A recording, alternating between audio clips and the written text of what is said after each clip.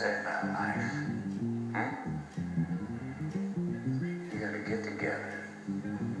Tell yourself stories that violate every law of the universe. Just to get through the goddamn day. Certain linguistic anthropologists think that religion is a language virus that rewrites pathways in the brain, dulls critical thinking.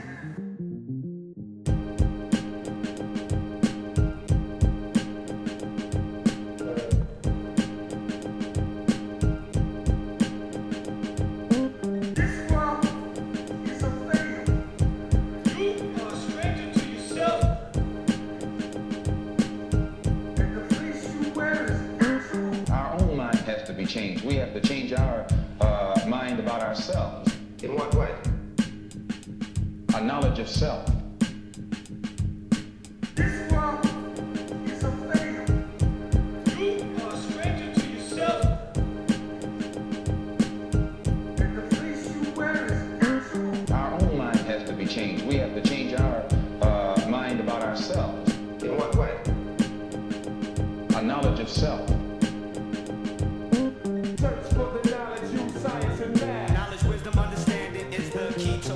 And be queens and kings like the centuries past. Knowledge, wisdom, understanding is the key to wealth. Search for the knowledge, use science and math. Knowledge, wisdom, understanding is the key to wealth. And be queens and kings like the centuries past. Knowledge, wisdom, understanding is the key to wealth. Our own mind has to be changed. We have to change our mind about ourselves. In what way? A knowledge of self. Our own mind has to be changed. We have to change our mind about ourselves. In what way? A knowledge of self. This world is a failure. You are a stranger to yourself. And the place you wear is actual. Peace. Welcome to the Knowledge of Self radio show. My name is Teray Allah. Peace, Jewel Allah. Peace, Yakil Allah. And we would like to welcome you to another broadcast of the Knowledge of Self radio show, brought to you on the Father Equality Bill Born Day, on the Born Day. And the title of our show today is The Born Record. Each show is brought to you by Global Position Solutions. You can follow us on knowledgeofselfradio.weebly.com. And we're broadcasting from the beautiful Sage Studios in Inglewood, California. Please follow them on thesagestudios.com. They're located at 1321 North La Brea Avenue.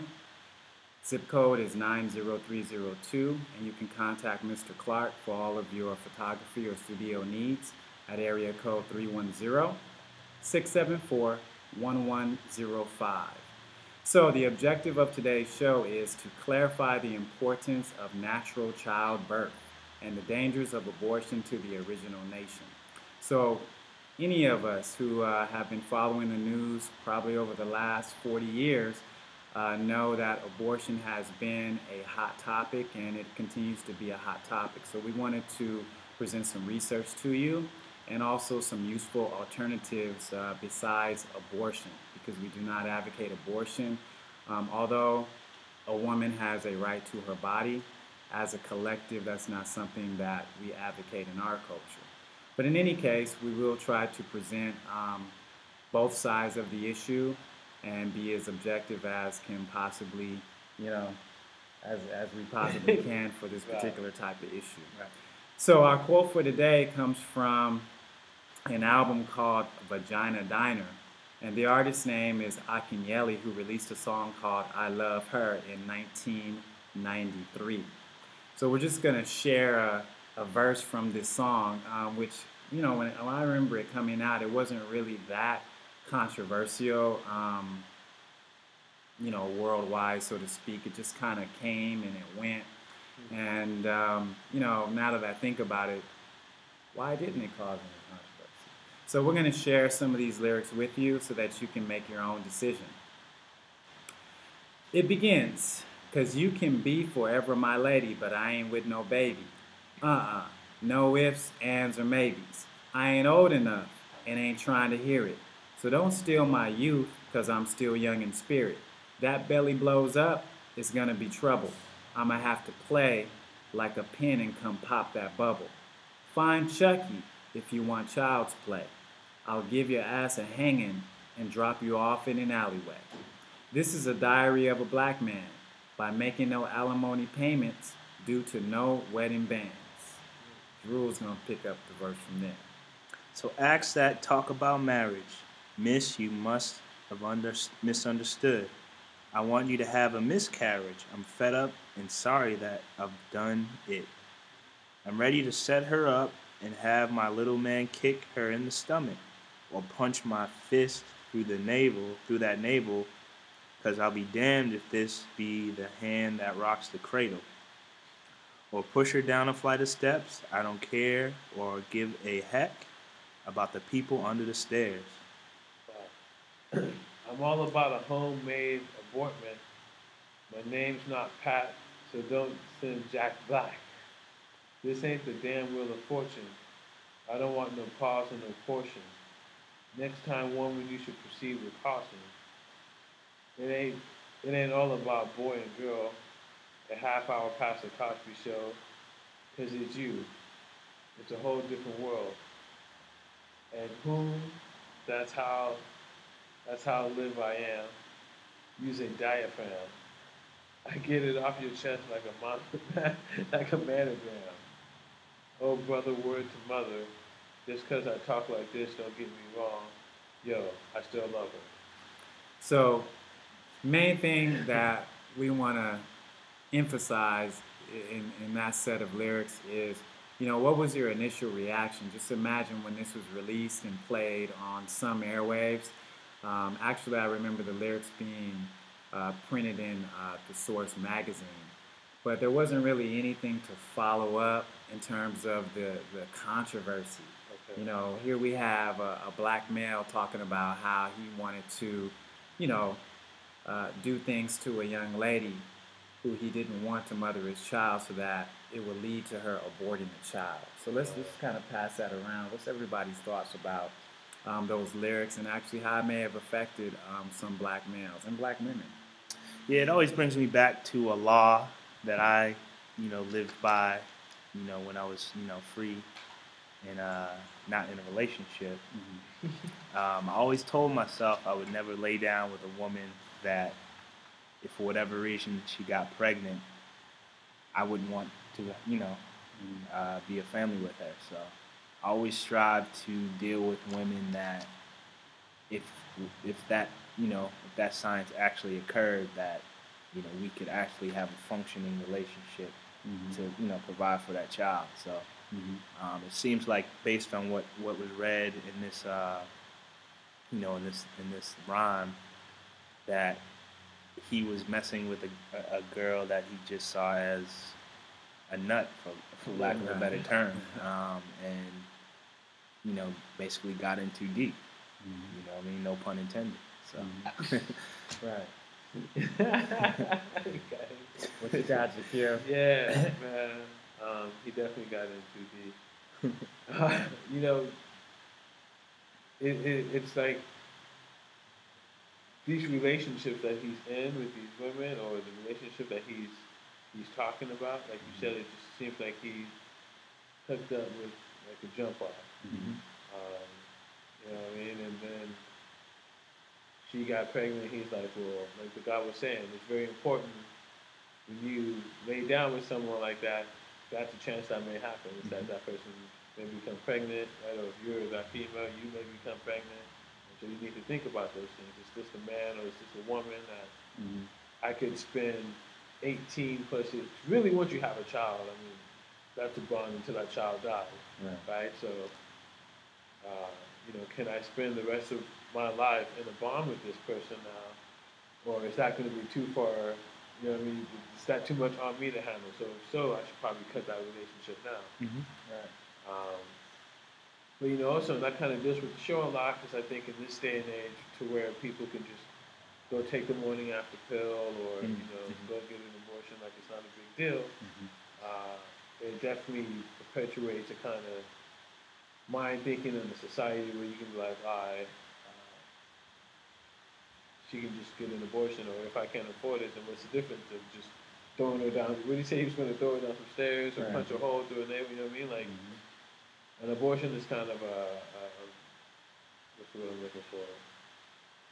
It's a personal thing, right? And so, but it's also damaging to the woman. So if you're gonna do it like that, what's the difference of you pushing them down the stairs? So I think at the same time, it also promotes a lack of respect and kind of for the woman too. Right.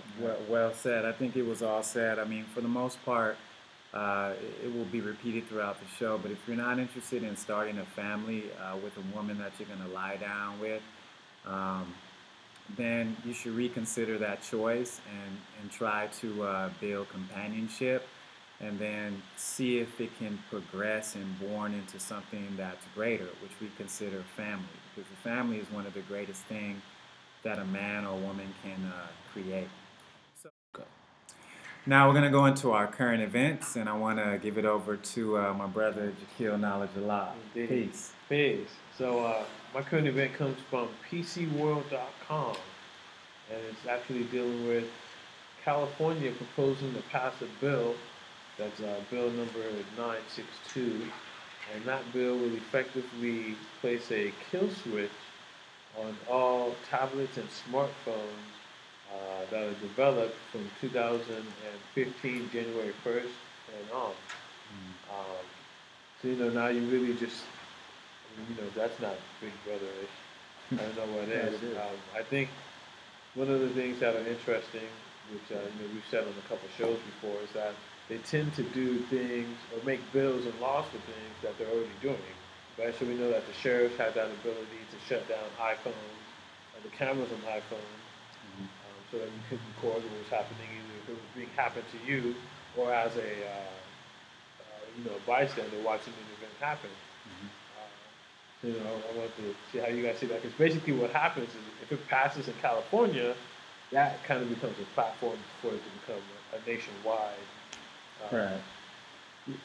I mean, again, one of the things that really, these types of initiatives make me think about is the fact that there hasn't been any consistent body of data to show that these types of things are combating crime. Because I know at least where I work in the city of Watts, murders continue to go on, and I mean that literally. Murders continue to go on in a lot of our urban areas. Yet we have the federal government and all these other agencies getting involved in the surveillance process, yet it's not changing the nature or the state of crime in our community. So I'm just trying to figure out, what exactly are you watching? No, exactly. What are you trying to prevent? And it's funny that you said that too, because they mentioned that, and I guess specifically in California, that many people are being assaulted, being knifed, or gunned for their smartphones and tablets. Right. Now, I personally haven't seen anyone get robbed for their cell phone. I mean, since like 1991 or something, when there was only one cell phone out. And I think that guy got beat up because back then they were bricks, right? So you could literally smash it over your head and then call the police. Like, I just busted this guy up on the floor who tried to blame me for my phone. Right. I mean, I don't know, how do you see that? Because, you guys definitely, in certain areas, and it's like, when's the last time that someone get robbed for their tablet or, For me, the more people get dependent upon technology, the more when these initiatives go into play, you'll feel defenseless, or you'll feel like you've actually lost something. So I think things like this should really awaken people to realize that you shouldn't be so dependent on technology. Or, if you're nervous about the police abusing you in any type of way, get a type of, keep a camera in your car that's not connected to the internet in any way. The old school digicam. Yeah. Not really old school. But it just kind of faded out for cell phone cameras. True indeed. Right. But, that's how I see it. Right. Yeah, Watch the devices that you're buying.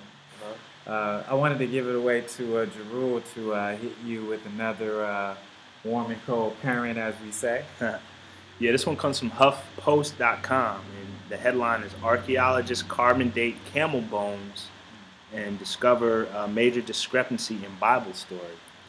Huh. Discrepancy in the Bible? Wow, really? No. No, you mean that book that's supposed to be perfect? Which Bible? Yeah. All right. So, two researchers, Ladar Sapar Hen and Erez Ben Yosef from Tel Aviv University, have discovered what may be a discrepancy in the history laid out in the Bible. History in quotation. So they did some carbon dating, and basically they determined that the camel bones are from like the 9th century. That, or pardon me, the camels were introduced to Israel in the 9th century. Okay, so in the Hebrew Old Testament, it refers to camels as packs of animals as early as the story of Abraham, which most religious and science community agree without any real evidence that Abraham lived in the 20th century BC. Okay, so that was the agreed upon date that Abraham, lived, right? So this new carbon dating shows that these camels were there in the 9th century. Right. So there's a huge, obviously, discrepancy In between time. those, between those times. So one quote that I found interesting from Dr. Robert Harris, an associate professor at the Jewish Theological Seminary, he said, while these findings may have been published recently, those of us on the inside have known the essential facts for a generation now. This is just one of many I don't know how to say it, so it's ANACHRONISMS.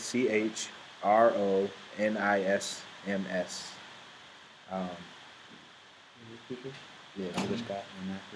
Anachronism in the Bible, but these do not detract from its sanctity because it's a spiritual source, not a historical one. That's interesting. Right, so spirituality is not supposed to be consistent with historical facts. Right. Which to me simply means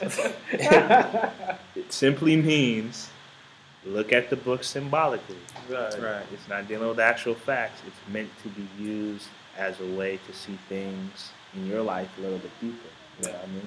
What's the search that everyone can put in to find that article? Yeah, you could type in HuffPost.com. You could just type the headline Archaeologists Carbon Date Camel Bones to discover major discrepancy in the Bible story. And it'll come up. Peace to those archaeologists, because that's some really deep investigation, which is something that we need more of in today's world. Right. Definitely. Right. Thank you for that. There's I want to add on real quick. I'm not sure if I posted it in the Knowledge Itself group or not, but Bill Nye, the science guy, has a debate. Exactly. How can you say his name without wanting to sing the song? And I forgot the guy he has a debate with, but he's a Christian scientist. And basically, Bill Nye kind of brings up the same thing. He's like, yo, how can you have a book that you're claiming from Genesis is correct when that was 16,000 years ago? We've got evidence that's predating all that stuff. And some of your stories in there don't match up. And so he was basically saying the same kind of argument. So, and then it's interesting that I think one of those quotes in there, you said that it said that they've known this for a while. So it's like a certain group of people get to publish some information and claim it as being scientific, even though the whole of the scientific community doesn't agree on that information. There kind of seems to be the split between actual science and what people call science. Wow. Yeah. That's a really great point. We definitely like to hit you with the real developments in the world and hit you what's known as knowledge, because knowledge is the foundation, and really it's important, and we emphasize this on each show. Do your research. Even the information or the knowledge that we present to you, we encourage you to always dig deeper. You'll discover more, and then share it with us for all things. But I'd like to thank you for that. That's a hot article right there. Peace. Peace. So I have an article today that was featured in is featured in CNN. The CNN.com website is titled "Subway to Remove Dough Conditioner Chemical from Bread." This is contributed by Elizabeth Landau. And what it says here, if I can just quote text, it says that the controversial chemical has been used by commercial bakers for the purpose of strengthening dough, but has been poorly tested according to the Center for Science and the Public Interest. So it's the chemical known as azo dicarbonide. And apparently they're saying that this chemical is used in, wow, it's basically urethane. Yeah. All right, and urethane is something that you'll find in shoes, for example. But apparently this is something that had been used or has been used in Subway bread. So now it's being pulled, right? Which makes a lot of sense. Well, so yeah, go ahead. Is this the thing that makes it look shiny? Is that what they were saying that chemical is? It softens it, right? The dough softener? Okay. Yeah, it creates what they say. It's meant to just, I guess, enhance the elasticity of the bread, because that's exactly what it does in yoga mats and shoe soles. So, you know, I mean, it's just amazing as time goes on what we find in our food, man. You know, but here's another case of America kind of being slow to jump on the bandwagon, right?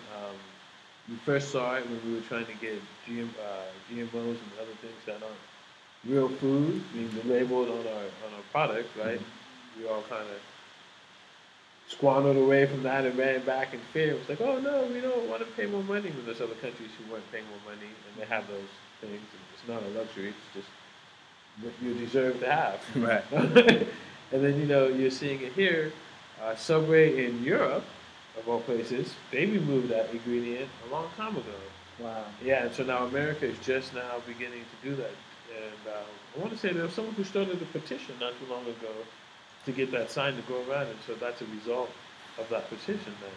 Wow. You know, Yeah, that's funny you mentioned that, because I can't remember what movie I watched, but they went into a bunch of products, you know, from I think like Coca-Cola, Doritos, various different places where in America they have a different set of ingredients than they do, say, in Europe and other different countries. Right. And here's the twist. Not necessarily a twist, but someone you need to be aware of. There's a woman by the name of Vani Hari. Excuse me if I mispronounce your name, sister. And she has a blog titled Food Babe. And she was the one that originally began this petition in 2012 to confirm what my brother is saying. And it says that this week she launched a petition urging Subway to stop using azodicarbonamide. I mean, goes back to what the guy said. If you can't pronounce it, it's probably something wrong. It says more than 67,000 people signed. And then it also says that other major fast food chains have products with the ingredient too, including, count them, McDonald's, Starbucks, and Arby's. So please keep that out in the open. Arby's, man. You know, I don't really eat at Arby's much, but I kind of thought they would be. You know, sometimes you find those low-key places that actually serve good food. Yeah, Yeah, you know, the great thing about this is that, you know, people tend to think Subway isn't fast food. Well, you know? So initially, though, Subway was created by a doctor who was tired of eating crappy fast food. Well, So it's kind of, you know, it's one of those, what's the word I'm looking for, you know, ironies, right? Yeah. Where the thing that was created to be a good source of something to eat real quickly then turned into a thing It's fast food, yeah. exactly what he didn't want. Yeah, when things become mass produced, you're Right. gonna lose a little bit of what the foundation of that is. Like, say, you know, if you have those mom and pop shops that may have one or two, you know, stores open, you're pretty much gonna get the same kind of quality every time you go. But when it's mass produced, that's when things change. You know what I mean? You have to kind of stretch. You have to do some underhanded stuff to make things work out the way you want it to. Right. And you can't really be as hands-on because you can't be at every single place. You know what I mean? So, Well, here's our follow-up, to see if this chemical is actually going to be taken out of the bread in Subway. Let's see if they make an announcement. Some of you who are buying Subway today, maybe you should save a piece of the bread with that agent in it. And when they announce that they're no longer using that chemical, see what the difference is in the elasticity. see if the bread actually gets hard. That'd be interesting. Exactly, man. Now I wonder, what does Quiznos do? Because that's like the competition, well, the major competition as far as big names go. Well, they're hurting. They're hurting apparently. Oh, really? They're hurting Okay. in terms of business. Yeah, they're really struggling right now. That's why they're closing so many of their chains. But yeah, that's a really interesting question. Like, you have one food conglomerate that's doing really well, but then there's this other, their so-called competitors in the market aren't doing so well. But the people winning are using The the bad hazardous ingredients. chemicals. Yes. Man. It's so ironic. I It's so also- American. I also wonder if there are going to be any class action lawsuits or whatever brought up against them. Because obviously they were using a chemical that they were aware of. That is obviously not a good chemical to be using, because they took it out of in Europe, but in America they still use it. So I wonder, if I gave someone to something that was hazardous for them and could potentially kill them, I'm sure I would go to jail over Right. Sure indeed, with a quickness. Yeah. The skin I'm in, brother. So I like to pass it back over to Jaquil to hit us with another current event. Indeed. So I've got one from Pro Football Talk, which is actually, it's .nbcsports.com. And I know you guys didn't watch the Super Bowl because y'all were watching the Knowledge Yourself show. That's right. But for those of you who got sucked into watching that game, instead of having a Knowledge Yourself show party, you had to have a Super Bowl party. Apparently these guys, the Seattle Seahawks, I'm speaking of, let me tell you about the article. Basically, the quarterback is saying that within the first quarter, they were able to break the hand codes of Peyton Manning, and that's why the defense was so successful in stopping him and shutting him down. And the score was 44-8 or something like that. I think there's a lot of things that are interesting about that. For one, on your ticket it says for entertainment purposes only. Right? Great point, So, great point. let's start there. And then, when you look at the Patriots a couple years ago, the same kind of similar scandal happened, right? They got accused and caught for sending a guy to video record performances and practices so that they can get the inside scoop on how the other team moved. And they got really hit hard for that. So, on another hand, it leads me to think that Seattle may have thought that at some point in time this information might get leaked. That someone knew something, and then they're like, well, let's just get ahead of it and say, hey, we didn't have it before the game started. We had it, after we got into the game. We put everything together on the fly. Right. Again, the Super Bowl, it just reminds me of Vegas Live.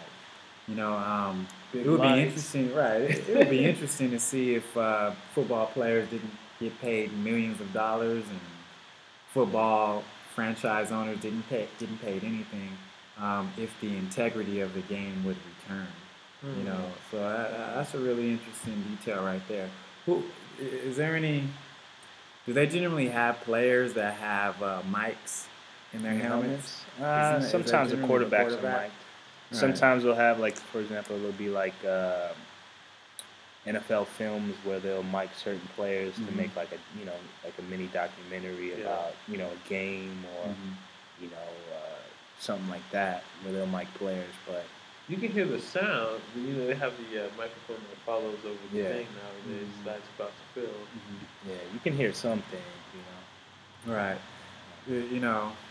Money, man. You can That's do a the lot thing. with money. Yeah, like I said about Subway, when big money comes into play, certain things that that foundation starts to waver a Right, little bit. right. You know what I mean? Because the stakes are too high now. Mm-hmm. So you have to do whatever it takes to make sure you still make that big money. You know what I mean? So 80% of college students cheat. Wow. So, Yeah. yeah, thank you for that, brother. I'm going to pass it back over to the guy, Jerul, hit you with another current event. yeah. So Peace. this is actually a follow up to a current event I did a while back. This one comes from the root.com. But the headline is Judge who ordered black boy's name change from Messiah to Martin is fired, according to the New York Daily News. Oh, So yeah, Right, that's follow-up. that's what's up. Yo. that's positive. You know? Yeah, that's what's up. So it's We good need to have that some button. positive news every now and again. So, yeah, basically, the Tennessee judge who ordered that the black couple change their son's name, who the couple weren't together, but they went to court to try to basically fight over whose last name the child was going to carry. Okay. And the judge, said, wait a minute, his first name's Messiah. That has to be changed, right? People So arguing about changing the name. yeah, exactly. So they didn't end up really debating about the last name. It was actually the first name, and then the judge made them change it. And basically, she said that the couple changed their son's name from Messiah because there was only one Jesus Christ. Basically that was her statement. So it's good to see. They didn't really state whether she was fired behind this instance or what, but it's good to see that she's fired because Right. She's obviously not doing her job the right way. Right. Right. Not living up to the law, what Yeah. it's supposed to be. Because if you're going to name a child, then you're supposed to take care of them as well, right? Oh, think about that one. Yeah, Right. it's one of those stay in your lane sort of situations. Right. Yeah. And no, I definitely agree. I mean, you got to think. Someone who thinks that they have the authority to tell someone what they can or cannot name a child, obviously thinks they have the authority to do a lot of other things. You know what I Right. mean? So you got to think when there's been judges caught, throwing people in jail for certain cases. Because they're like, hey man, here's X amount of whatever. I'm gonna need you to go ahead and make sure this case goes this way. It's good to see that there is some sense of justice, that things aren't all screwed up. Indeed. Thank you for that, God. Let's give it back to Jaquil, who's going to hit you with one more current event. Yes, sir. So I've got a current event that comes from enSSER.org. I wasn't quite sure how to make that a word, so I spelled it for you. Again, it's ENSSER. And basically, this is dealing with 297 scientists, so not 20 people, 297 scientists who all got together, and they're supposed to be all experts and have proven that GMOs are not safe. And so they signed this agreement stating that, and they're going to go forth and as far as keeping that debate and discussion alive, right, and keeping it aware of the community. So there are scientists, like we said, a lot of times it seems like things somehow get this weird way of being published as science, but not really being science. You know what I mean? In the scientific community, one thing about the scientific community is when you find something, you're supposed to publish it so that it gets that peer review, right? And then after people attack it and see if they can knock it down, if it withstands that, I don't want to say torture, but that examination, right? Then okay, cool. This is probably what it really is. But it seems like people are able to just say, yeah, this is my opinion. Let's just go ahead and put this out as a scientific event, agreed on upon everyone. And you're like, does anyone agree? And you tell them, oh, well, they didn't show up, so they must all be in agreement. Right. And it's like, well, how's that fair? We're supposed to give them that. So these actually people are standing up to the whole, GMO, big Monsanto thing going on and pushing back. That's a great follow-up because I know we did present the controversy of the Monsanto Act and just the aftermath and the long-term effects of signing a bill or making something legislation, so to speak, that companies have to go on making products where these food products aren't labeled to warn consumers that they are GMO or genetically engineered or genetically modified food. So that's a really great follow-up. A lot of positive things coming out of the Knowledge Yourself radio show. We're not going to sleep, especially on a boring day. But when we come back, our collective is going to present the show to you. Today's show, again, is titled The Born Record. We'll be right back with you. Peace. Peace.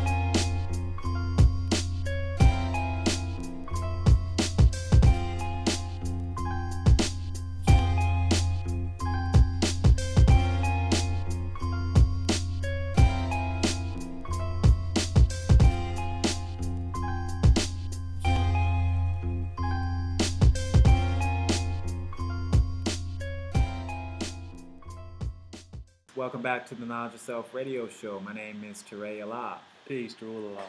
Peace. Drop killer knowledge of law. And we're going to get into the first segment of our show. And remember that the objective of our show is to show the harmful effects of abortion, but more importantly, the alternative to what's considered natural childbirth, not in a hospital, but outside of a hospital, taking it back to, the old school, so to speak, or what I like to say, the original way, True indeed. Yeah. So we're going to get into the first segment, which is titled Birth and Born. So it's really important that we address, first of all, why we as a culture advocate, or at least say that the original man and woman has no birth record. So we just kind of wanted to expand on that a little bit more.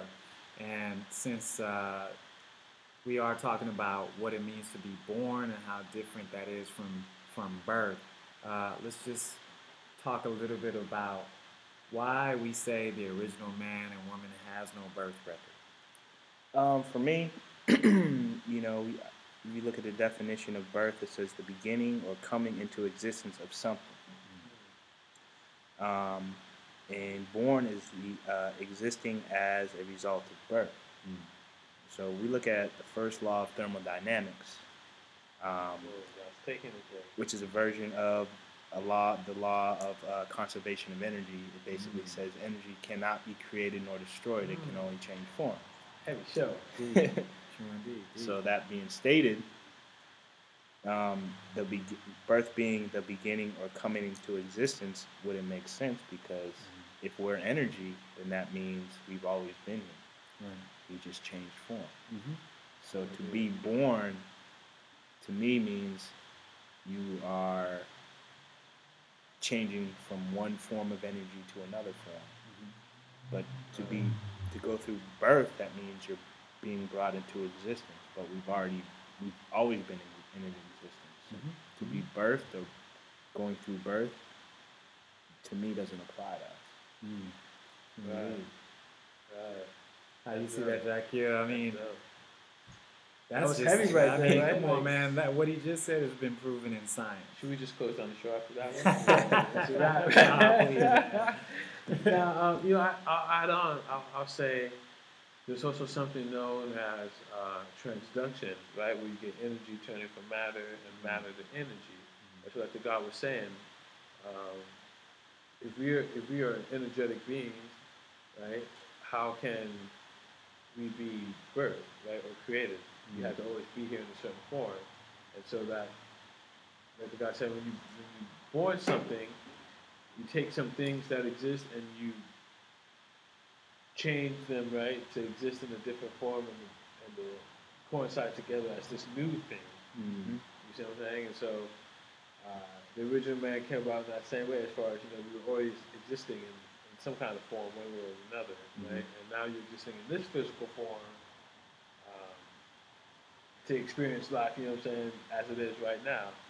And then after that life, you'll be changed into another form, right? And so the original man, there was no beginning or ending to that energy. It had to always been there. So you change forms as you go through it. True indeed. Well, I'm just going to give a more simple explanation. I mean,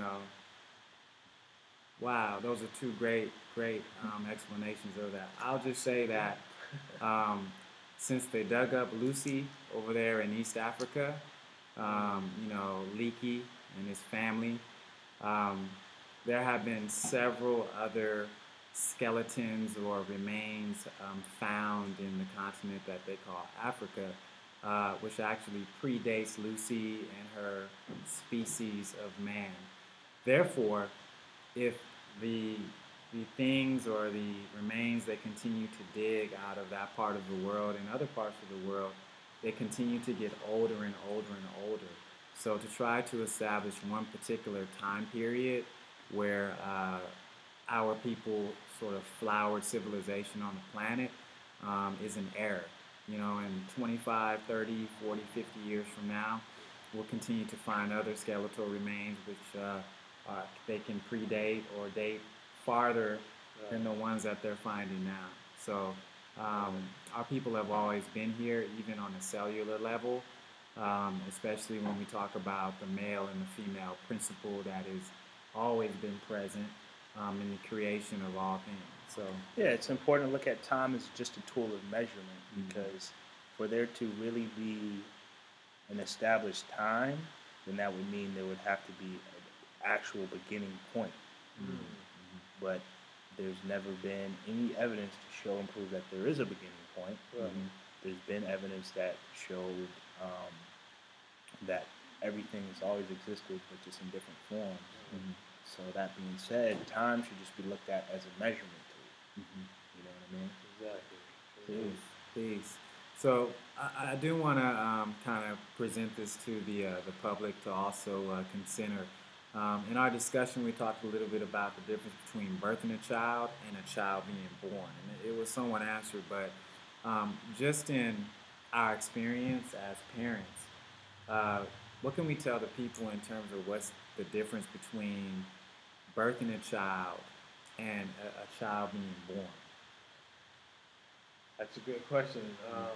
First, I want to go back to what we were initially talking about. I think The Science Itself is a great book to read as far as that topic that we were just building on about the birth, the original man, and why we said the original man wasn't birthed, but he was born.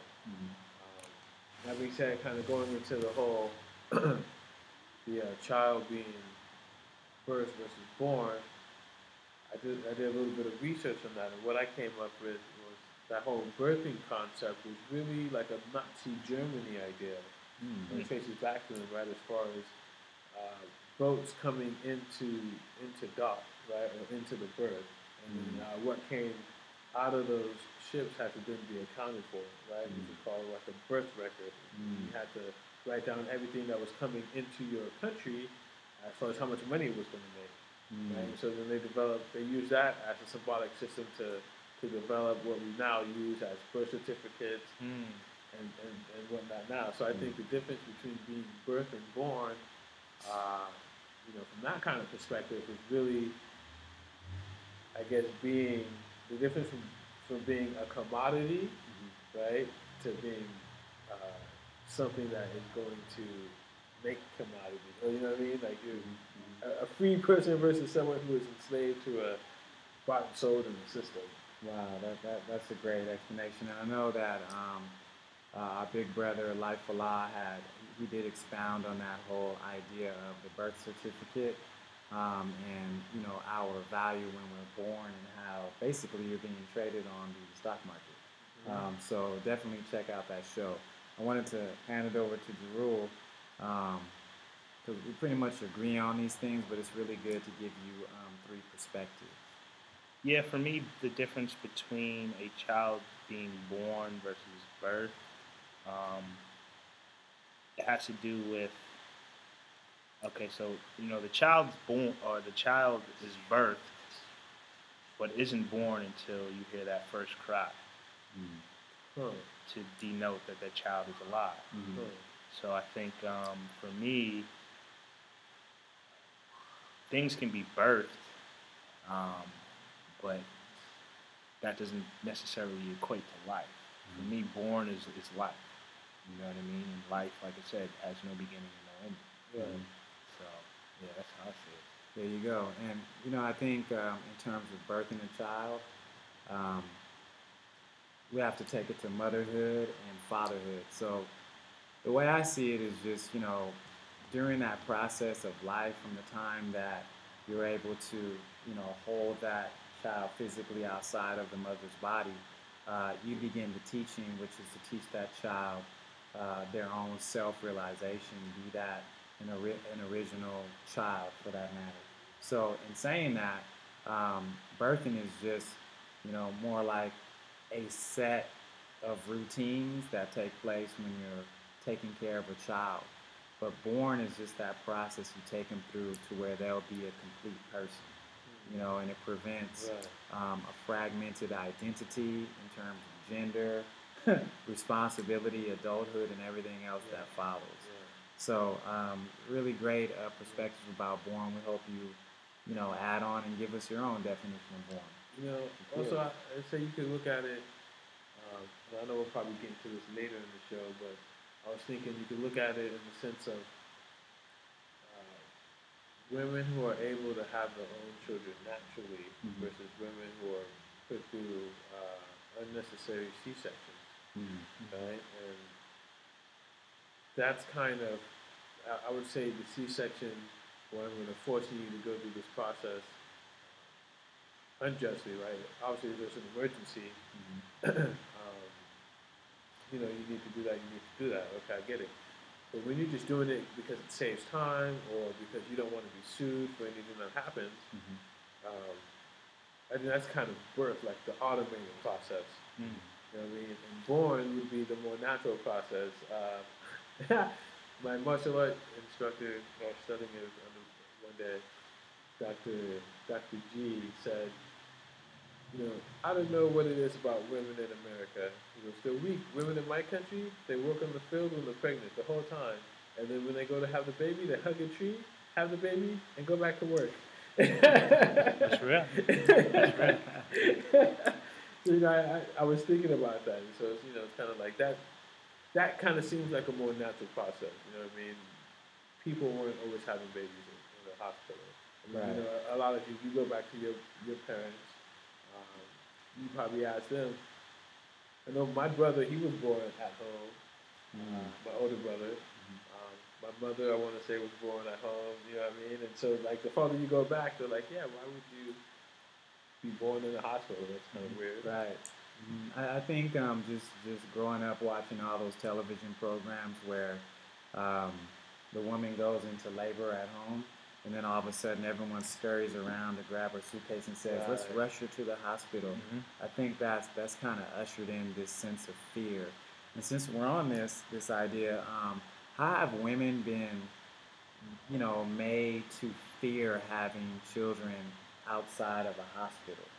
You know, what has taken place over the last, I don't know, let's say 100 years, Yeah. that has led to women saying that, you know, I have to have a child in the hospital. Yeah. No, you had a big part of it. You know, a lot of TV programs. I know I've seen a couple that my black woman was watching, and you know, Baby honestly, stories. yeah. I mean, just to keep it 100 with y'all, that shit was scary. Yeah, I mean, when I look at the music that they're playing and the lighting and the whole frantic running around and everything is crazy, The the sky is screaming and falling, all of that, yeah. right? I would be scared as a woman to be like, damn, I'm about to have a baby and not want to have it outside of a so-called safe environment of a hospital, right? So back in like the 1900s, early 1900s, it was 95% of home births happening, right? And then in the 1930s, about half of that happened in 1955. There was only 1% of home births. And since then, that number's pretty much remained constant. One thing that happened between, I guess, the 1930s and 1950s moving forward was they had this big smear campaign against midwives. And, you know, they were showing, like, I don't want to use the word ancient mama, but, you know, like the old kind of Sambo-ish kind of figure, or, you know, if they were European, they kind of looked like some weird gypsy rich lady, and then they were showing these old abandoned like places that were kind of torn down and not clean. They were saying, well, do you want to have your child at a place like this with a person who looks like this? And people were obviously like, well, no, we'll go to the hospital. And, yes, go to the hospital. And so that's kind of, you know, hospital became. And also, you got to look at OBGYNs also just started to develop around 1940s, I guess, or so, started to really develop into a big career inside the medical practice, right? So as you have that development of people who do that thing, they obviously want to make money and have more people, right? So you can't have more money if people are going to midwives, because that's what you should be doing. So, you know, you have to find some way to get rid of that so you can generate business for yourself. That's deep. You know, that's a great way to take our viewers through the history, you know, because what many people forget is that, and this goes for any place that enslaved original people, and those enslavers being Europeans, for example. Let's just say. Generally, you know, the women who were enslaved within those sort of environments were always responsible for tending to the children. But they also became those midwives, which were present during the births of the oppressor's children. You know, if you have the opportunity, check out a movie called Mama Flora's Family. And there's an interesting scene where Mama Flora goes into a segregated diner, and she's confronted by some young males, and they happen to be white males, and you know, within their attempt to scare her and tell her, you know, you can't be in here, she looks at one of them and says, you know, I've known you since you were born. And she said, you know, I nursed you with with the milk in my body, so my blood is Wow. in you. It's a really Wow. powerful scene. I wanted to pass it over to Jerul That's deep. Yeah. in terms of those dynamics of the midwife and just, you know, how we can make having children at home less scary than it has been portrayed in the media. Yeah, you know, for me, my first son was born at home. We had a midwife come, and the difference between a home birth versus a hospital. In a hospital setting, you're in essence at their house, or you're in their space. So when you're in someone else's space, their rules apply. But in your house, you're the one who really drives what goes on. Right. So one of the most logical things that I don't understand that the hospital still does in this day and time is they largely have women give birth on their backs. So when you're laying on your back, you have no assistance of gravity. So you're making the process a lot harder. You know, you're trying to gravity's a theory. Oh, the theory of gravity. Excuse me. So, but you know, at the house, you know, you have options to, you know, have the birth in a tub. You could have it on a stool. You know, wherever you feel like you want to have that birth, the woman has that option. Yeah. Wow. Also, she doesn't have to stay in one spot the whole time. She can get up, move around. You know, basically.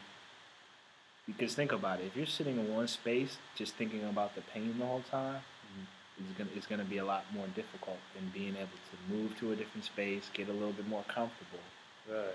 and you know, be more in control of the situation. Right. Also, Can I interject something Yeah. real quick? 'Cause that sparked something. So that's one awesome thing about having it at home, right? Is that you get to have those pains naturally, right? You get to move around. 'Cause I had all my children in the hospital, so yeah, I can definitely verify what you're saying as far as like you put them on the back. I mean, and then, like you said, gravity. Why wouldn't you use that as an option? Right. And then it closes the pelvic canal, right? It makes it a little bit smaller too. So now you're kind of going at it harder, right, Yeah. than what it would be. But the one thing that sparked me was that you mentioned the women going through those pains and being able to move. So there's a chemical that's created naturally in the body called oxytocin, Exactly. right? And that actually helps with pain management, right? So they give you a fake version of that in the hospitals, Pitocin, right? And that acts differently in the body, right? So a lot of the things that the oxycontin will naturally do, like also not only does it help with pain relief, but it also helps keep your mind calm in stressful situations, right? So when we see on these baby shows, women are freaking out, screaming, right? If the oxycontin would have kicked in, they would relax a little bit, right? Not be so frantic and it wouldn't be such a panic thing. Yeah, technically, man, childbirth is supposed to be like meditation in a sense, reaching a higher level of consciousness, because you have to really really watching my black woman go through that process to see, like, looking in her eyes, she was elsewhere. Right. You know what I mean, when dealing with the pain, because there was no, pain drugs. She refused any drugs. It was all natural. So to see her go through that whole process and just the different levels of achievement that she went through is like, wow, you know what I mean? And definitely when she gave birth, and since then she's been a different person. Like her whole, like, I think birth is really supposed to usher a mother into motherhood. Yeah. If you interfere with that, I think that is going to have some sort of effect on the relationship between the mother and child. Not necessarily in every case. Yeah. No, you're 100% right, and that's part of what also the oxytocin does. So if you block that from happening naturally, what I'm saying, part of what it does is it also helps bonding with the mother and child, right? So if the mother doesn't get that release, right, and she doesn't feel that bond to her child, then it's obvious, right? We shouldn't even have to say what has to happen. If the mother's not bonding to her child, and the mother's the first teacher of the child, that's obviously a bad scene. And then that's why you see a lot of these cases of what do they call it? Postnatal depression. Right. You know what I mean? In women. Exactly. Yeah. Great link. You see those Great cases link. rising and rising because more Right. women are having unnatural births. Right. You know what I mean? So, on that note, I did want to share an article. It came out May the 7th, 2013. It was contributed by Michelle Castillo through CBS News. And it's titled, U.S. has highest first-day infant mortality out of industrialized world group report. So this is a stunning article. It basically says that about 11,300 newborns die within 24 hours of their birth in the U.S. each year, 50% more first-day deaths than all other industrialized countries combined, the report's authors stated. And then it goes on to say that an organization it's called the State of the World's Mothers Report. They put together a nonprofit organization, Save the Children, and they ranked 168 countries according to where the best places to be a mother would be. And it goes on to say, you all have to look at this. It says that the report found that 800 women die each day during pregnancy or childbirth, and 8,000 newborns die during the first month of life. They didn't really get into the specifics as to, how many of these children were born in hospitals, but, we can kind of guess where most of them were born. Another thing, we mentioned this on one of our shows, that Cleveland, specifically, Ohio, Cleveland has one of the highest, if not the highest, percentage of infant mortality rates in the United States. Wow. So much of that was attributed to healthcare and weather. So, it's really interesting that we're presenting this information, and there's a lot of data out there about which nations have the highest percentage of deaths. Yeah, Go ahead. among infants. There was a study that they did recently on Pitocin and the effects of Pitocin on the child as well as the mother. One major thing that they discovered is that children that were induced, which Pitocin is also used to induce a mother, or make a mother have the birth, not at her own speed, but at the speed of, what the doctor, the medical professionals, want her to. They said that the Pitocin actually causes the baby to have almost like a drunken state. So anyone who really does any studying, or very little studying, but it's very important that there's an instant connection between mother and child when it comes to breastfeeding. So when the baby's born, you're not even supposed to clean the baby off. You're supposed to just take baby right out and put the baby right on the mother's chest, so then the baby can start breastfeeding, so that connection is there. So the Pitocin actually interferes with that, because now the baby's in a state where, they showed, I was looking at a video where they put a baby on the mother's stomach, and the baby actually found its way, this is a baby that wasn't induced, found its way to the mother's nipple without any assistance. Whereas they showed, different videos of children that were hit with Pitocin, and they couldn't find it, they barely could move, you know what I mean? So they do this ABGAR score that basically looks at the physical condition of the child, and children that were induced tend to have a higher ABGAR score, or a score that shows less of a positive physical condition after birth. Okay. Wow, that's deep. That's deep. And again, it's always good, because remember, knowledge is based on your experiences as well as other things, your experiences, observations, facts. And he's teaching based on experience. So so thank you for that. Yeah, one thing I wanted to share is there's a natural way to induce labor. It's nipple stimulation. Yep. Yep. That's true. Yeah, I can attest to that, because, like I said, my first child, our midwife said if you want to induce the labor, there's a way, there's a couple different ways you could do it, but try nipple stimulation. So I'm like, nipple stimulation? Come on now. So, I went home and, it doesn't take much for me to try something like that out, right? So, all in the name of science. All in the name of science, right? That's what we're talking about.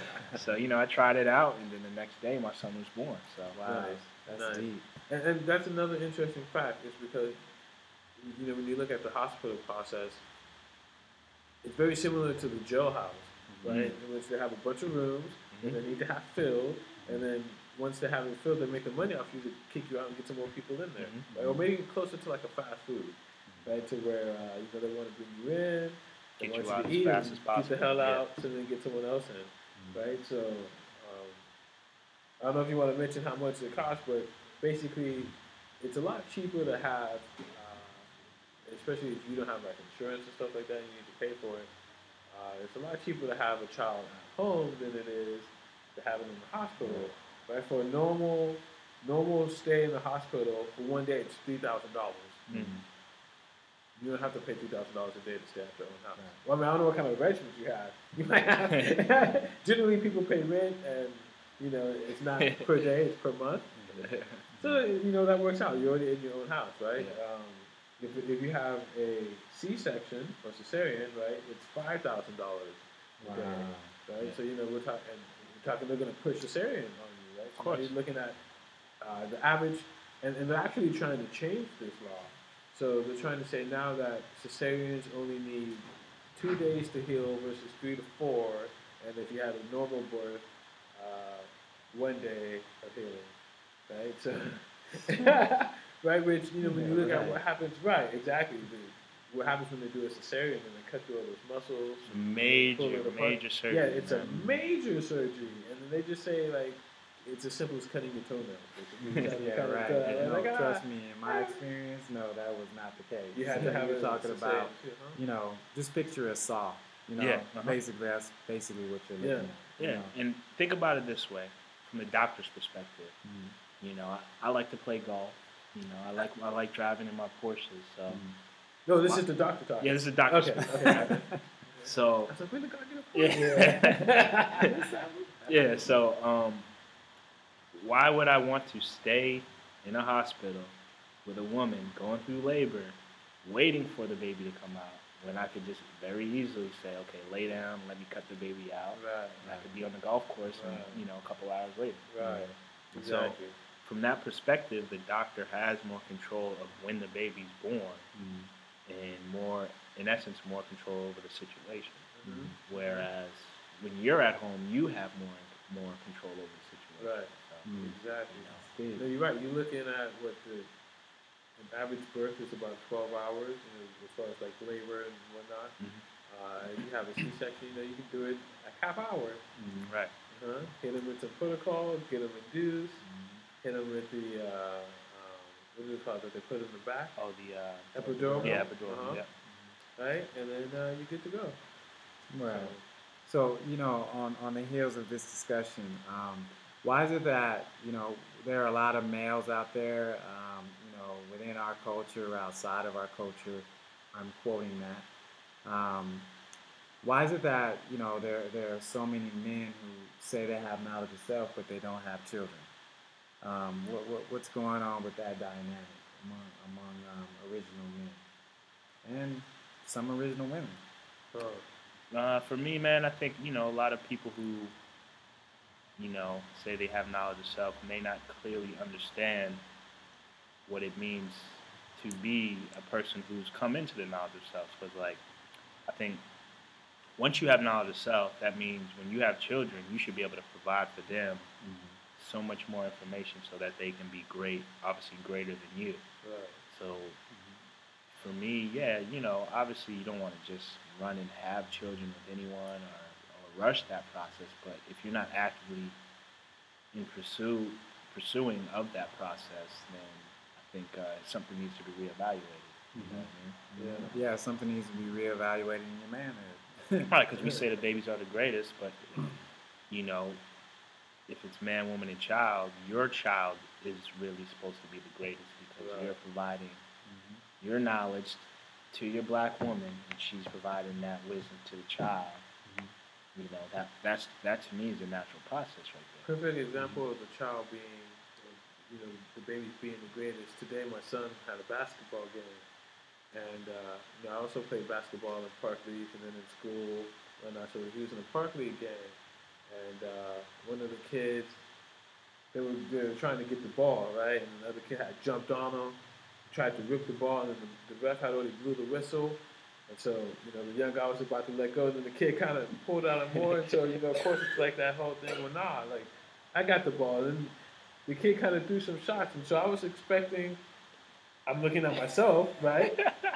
Which is, if any of y'all watch the anime Naruto, you realize how characters kind of repeat, right? So you have one character, and then they go through the same thing that the other ones went through. So I saw myself in that situation, and I was like, someone's about to get hurt. Right now, right? And the young guy hopped up with kind of like some aggression, just looked at the dude like, man, and kept it moving. And I was like, yo, that came from a great fuse of something that your mom must have given you. Right? Because if you would have gotten on me, that kid would have been laying out on the floor, and I probably would have been fighting his pops, and things would have been bad. Right? You know what I mean? But so that's a great example of how the babies are supposed to be the greatest and not make those same mistakes. And you should be passing those things on. As having a son who's just had a birthday, so he's knowledge understanding now. 13.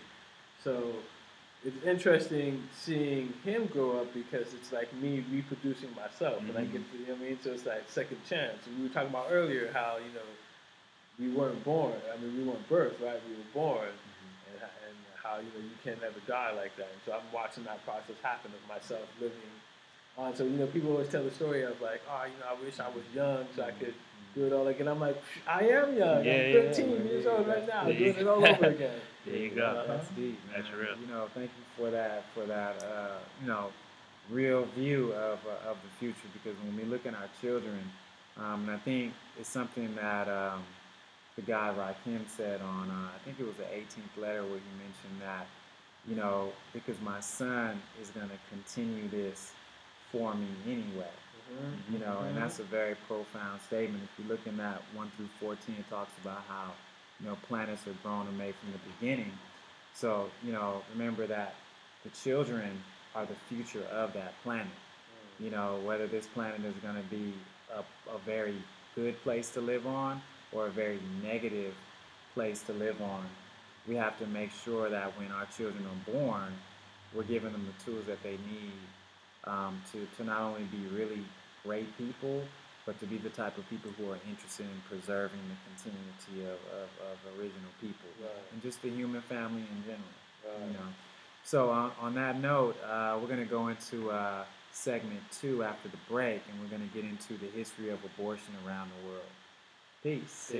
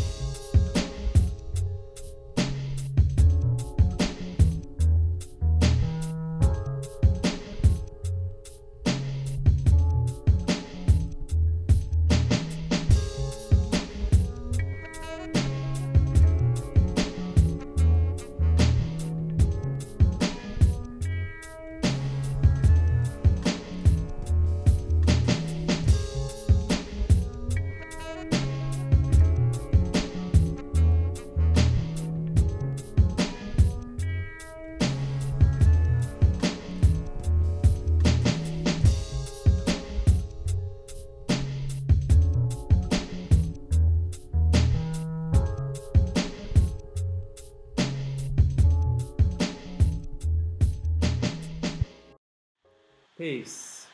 Welcome back to the Knowledge Yourself radio show. My name is Teray Allah. Peace, Rule Allah. Peace, Jaquil Allah.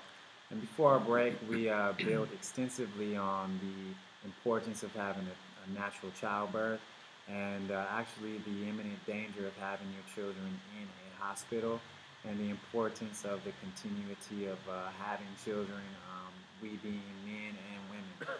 So we're going to get into the second and probably the most controversial segment of the show, the history of abortion around the world. So I do want to just hit you all with some interesting data. And again, you know, data can always be mixed, tampered, and diluted with. But for the most part, this was something that was put on the World Fact Book by, of all agencies, the CIA. So if you want to check out this site, it's CIA.gov, and you can actually look at the country comparison of the infant mortality rate. So before I just kind of give you the top 10 countries in the world now, okay, we're not talking about what I said previously, which was the United States has been deemed to have one of the highest infant mortality rates in industrialized nations. Now, this World Fact Book And is also women, too, right? We're right. included, or part of that number, right? Is women being part of the highest mortality. Like we lose moms and right. babies. Right, true indeed.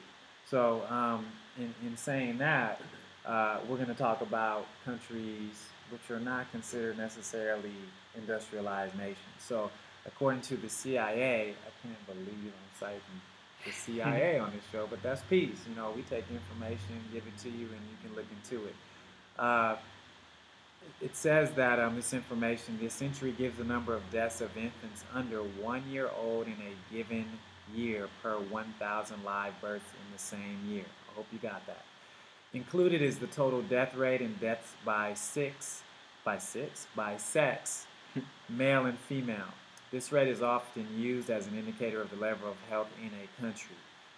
So, ranked in order, they have number 1, Afghanistan, number 2, Mali, number 3, Somalia, number 4, Central African Republic, number 5, Guinea-Bissau, number 6 is Chad, 7 is Niger, number 8 is Angola, number 9 is Burkina Faso, and number 10 is Malawi. So it's kind of interesting to see that all of these countries just so happen to be countries where it's nothing but original people. And then further down the line, because I know my brothers want to go in on that, like jumping into the boxing ring, if we take it all the way down to number, man, I mean, it's a long hike down, isn't it? Go all the way down to where they start mentioning countries that are not predominated by original people. I'm still scrolling down, brother.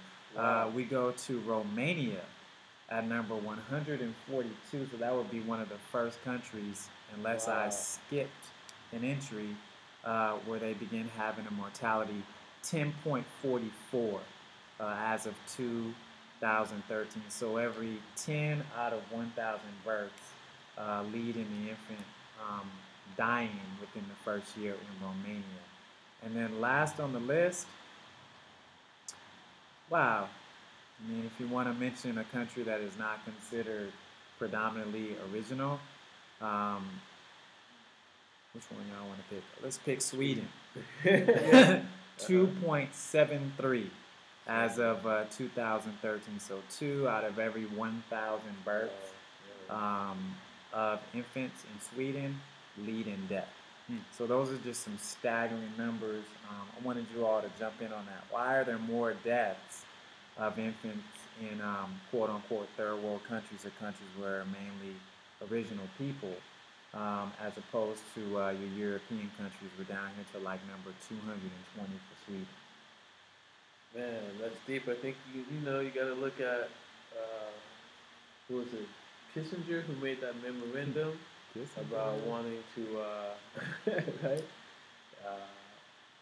about having too many basically original people on the planet, saying that Asia, some certain places in South America, Africa were having a population too high, and if that continued, it wouldn't be a good thing, so that we need to kill off a lot of those people. I think that would be a great place to start as to why there's so many more places with original people with a higher mortality rate than than European places. Yeah, I mean, it's logic. When you deal with understanding, it's clear. It's okay. Caucasian people are the minority on the planet. That being said, if they were to just let nature take its course, in a very short time, there wouldn't be any more Caucasian people left. They'd be off the course. Right. So that being said, they have to actively place Planned Parenthoods in various places in our areas where we can get abortions, we can get these medical treatments done to, you know, basically wipe out our own selves. And, you know, when those resources are there for us, of course we're going to, you know, I don't want to say capitalize on them, but of course we're going to utilize them, especially when they're promoted as something that gives a woman power, or it's empowering women, you know, to make these choices for themselves and things of that nature. So they promote it in a way where it deals with separation, and it's like, okay, if a woman gets pregnant, she should be able to choose whether she has a baby or not. But on the flip side, they're using that really from a demonizing standpoint, meaning they're using that as a way to persuade women into actually doing this. Yeah. Right. Yeah, no, definitely. And I want to say, in hospitals, they'll generally ask you questions, especially when you're giving, when you go to giving birth, they ask you things. Well, they'll separate the father somehow, some way, and then ask the woman when she's under these medications or she's under stress, and you know it's a fearful thing. Like the God said, you're not in your place, right? You're in their place. So, you know, there's that whole kind of dynamic, and then they'll ask them these questions. You know, how much money does he make? And Wow, yeah, it's deep, and then they put it all into this database. Go find a nurse, who's honest with you. She'll tell you all about it. Like, yeah, they take all this information from you and lock it. Yeah, in this database. So like I said, before you get to the actual birthing process, though, right, then you got to think, if they're having some kind of conversation, you could be like, oh, well, what area do you live in? Oh, that's going to be rough for you, really? Well, you know, did you know that you could just have an abortion? Oh, I heard it was painful. No, we just have this pill for you. You take it. It's very easy. Like the guy said, oftentimes they put the decision in the woman's hand. Right, so she's basically saying, oh, well, we're going to have this baby, or we're not going to have this child, right? But if the man wants to have it and the woman doesn't, he has no say so. But if the man doesn't want to have it and the woman does, he's forced into paying for it. So, you know, there's definitely there's a lot of lack of equality as far as that decision, but it's manipulated, like the guy was saying, on the woman for her to feel a certain kind of way. Right. Look at other things going into factor, like the feminist movement, right? And you know them trying to so-called empower women to think a certain kind of way, and that's actually where a lot of the link from the critical, what you call it again? Pitocin. I think, you know, one of the things that history shows. I mean, when we think about two words, we're talking about abortions, and we also are talking about infanticide, which is basically the killing of an infant, normally, you know, historically by the mother, but just by the parent. So there's a lot of information out there, historically speaking, where you can read about how original people were enslaved in the Caribbean. And just to scare the enslaved population, you know, you would have instances where the person or the colonizer in charge would go and literally cut out the child of a pregnant woman. So those would be, I mean, some of the earliest means or examples by which our people were introduced to abortion. Not to mention, there were, you know, obviously mothers who, in those Caribbean, Dominican Republic, or they called Hispaniola,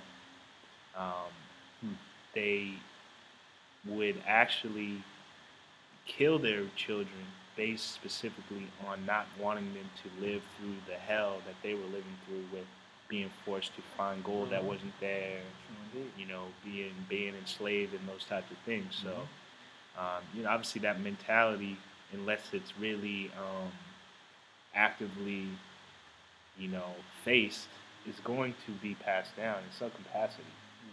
So I think, you know, that mentality is a little bit more probably breedable in our mentality based on those types of things that we had to have lived through, where we hadn't necessarily took time to face those things. And then that coupled with abortion being marketed to us in our communities, and you can go down the street and get an abortion in our communities versus other communities where you have to drive into our communities to get them. You know what I mean? Right. So, And you know, I mean, again, let's take it to a global perspective, all right, so that people understand where the brother's coming from. And this is just, you can find any site, you know, to confirm this information. There's a site called top5ofanything.com.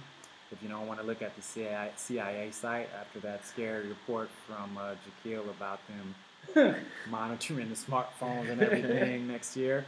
But it says here, according to this site, and again, don't take anything on face value, 9th degree, 140. It says here, China supposedly, allegedly, has the highest number of abortions in the world at 7,930,000. Of course, these statistics can change. They get higher, they get lower. The abortion rate apparently is 26.1% per 1,000 women. it's crazy. It's crazy that you. The reason why, you know, because I was looking at this article. It was going to be my current event, but the headline is "Thousands of pills filled with powdered human baby flesh discovered by custom officials in South Korea." So it says that more than 17,000 pills smuggled into the country have been intercepted since last August. And basically these pills, the grim trade is being run from China, where corrupt medical staff are said to be tipping off medical companies when babies are aborted or delivered stillborn. So all of the 7,000 or 7 million babies, almost 8 million babies. Where can you find that? Where can they find This that article over? comes from dailymail.co.uk. Now, you all heard this, right?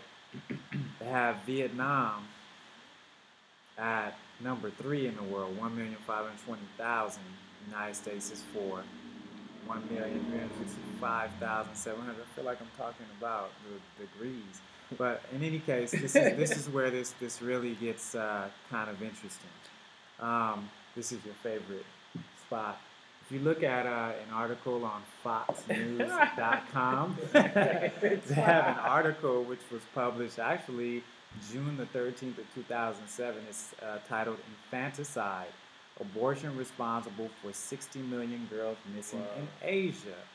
And it says that according to a recent United Nations Population Fund, UNFPA, State of the World Population Report, these practices combined with neglect have resulted in at least 60 million missing girls in Asia. But among that, you know, infanticide and abortion, they're running hand in hand in the world, and it's been going that way for quite some time. How do you think people's worldview of abortions and the burden that many women think come with having children, like, how do you think that's going to affect, let's say, the next 5 or 10 years in terms of motherhood and childhood?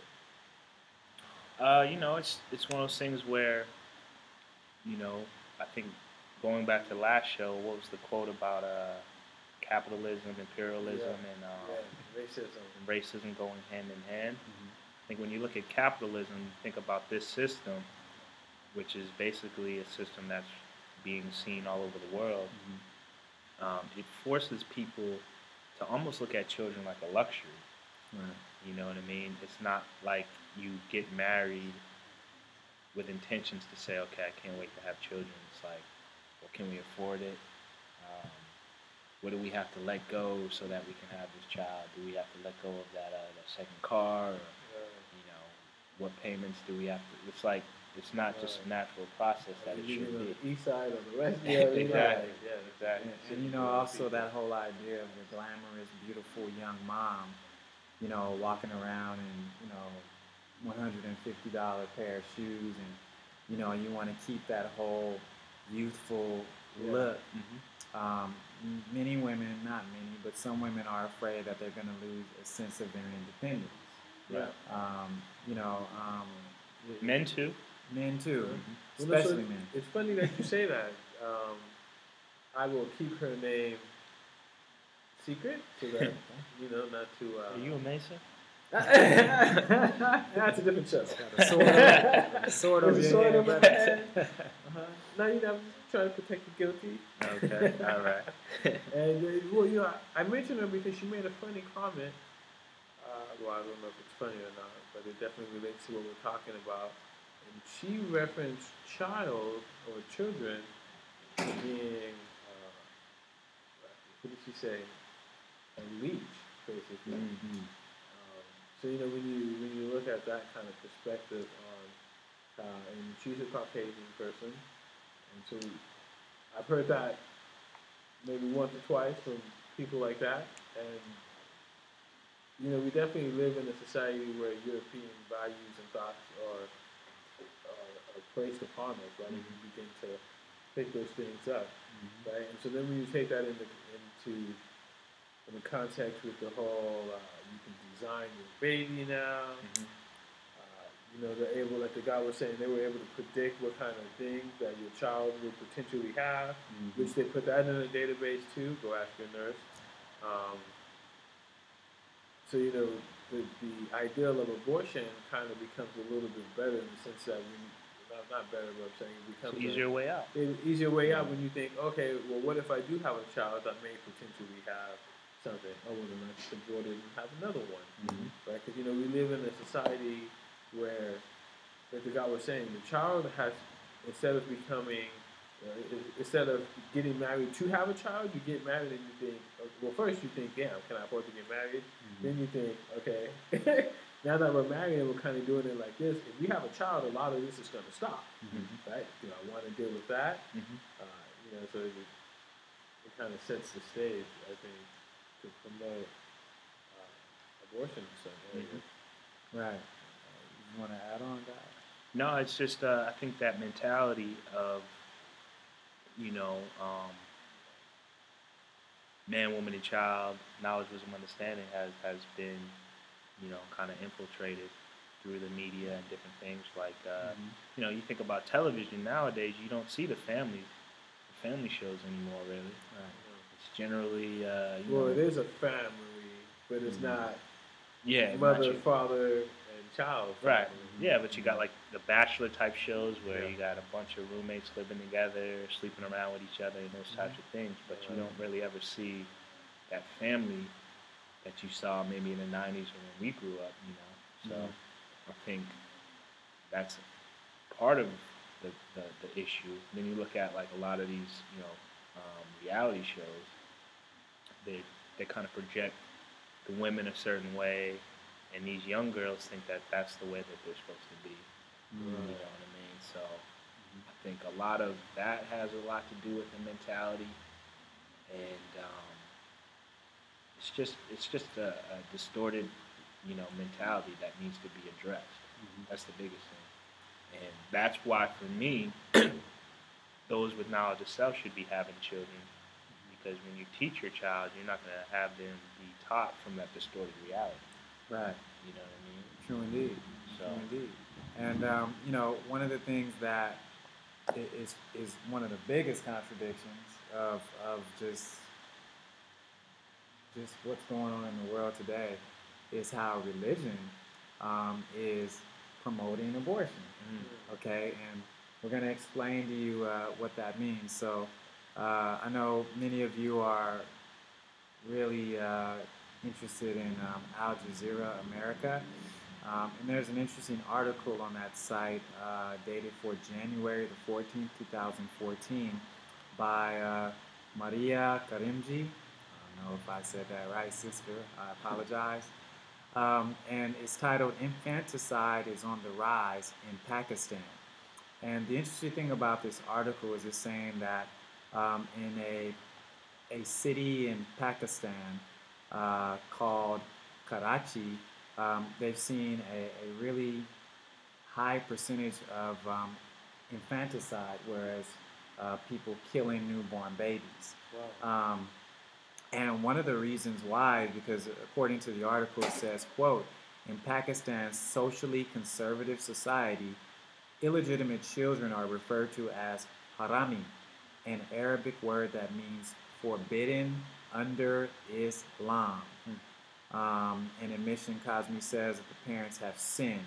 So here we are that religion is kind of on the tail end of moving women to abort children under Islamic laws, or this idea that if you get pregnant, because this happens out of wedlock, then you've sinned, and more or less you become, or at least that child becomes ostracized in society. So Yeah, that's interesting because I remember watching My Alpha. If, those of you who haven't seen it, you should definitely check it out. It's on YouTube. My Alpha 21, Black Genocide.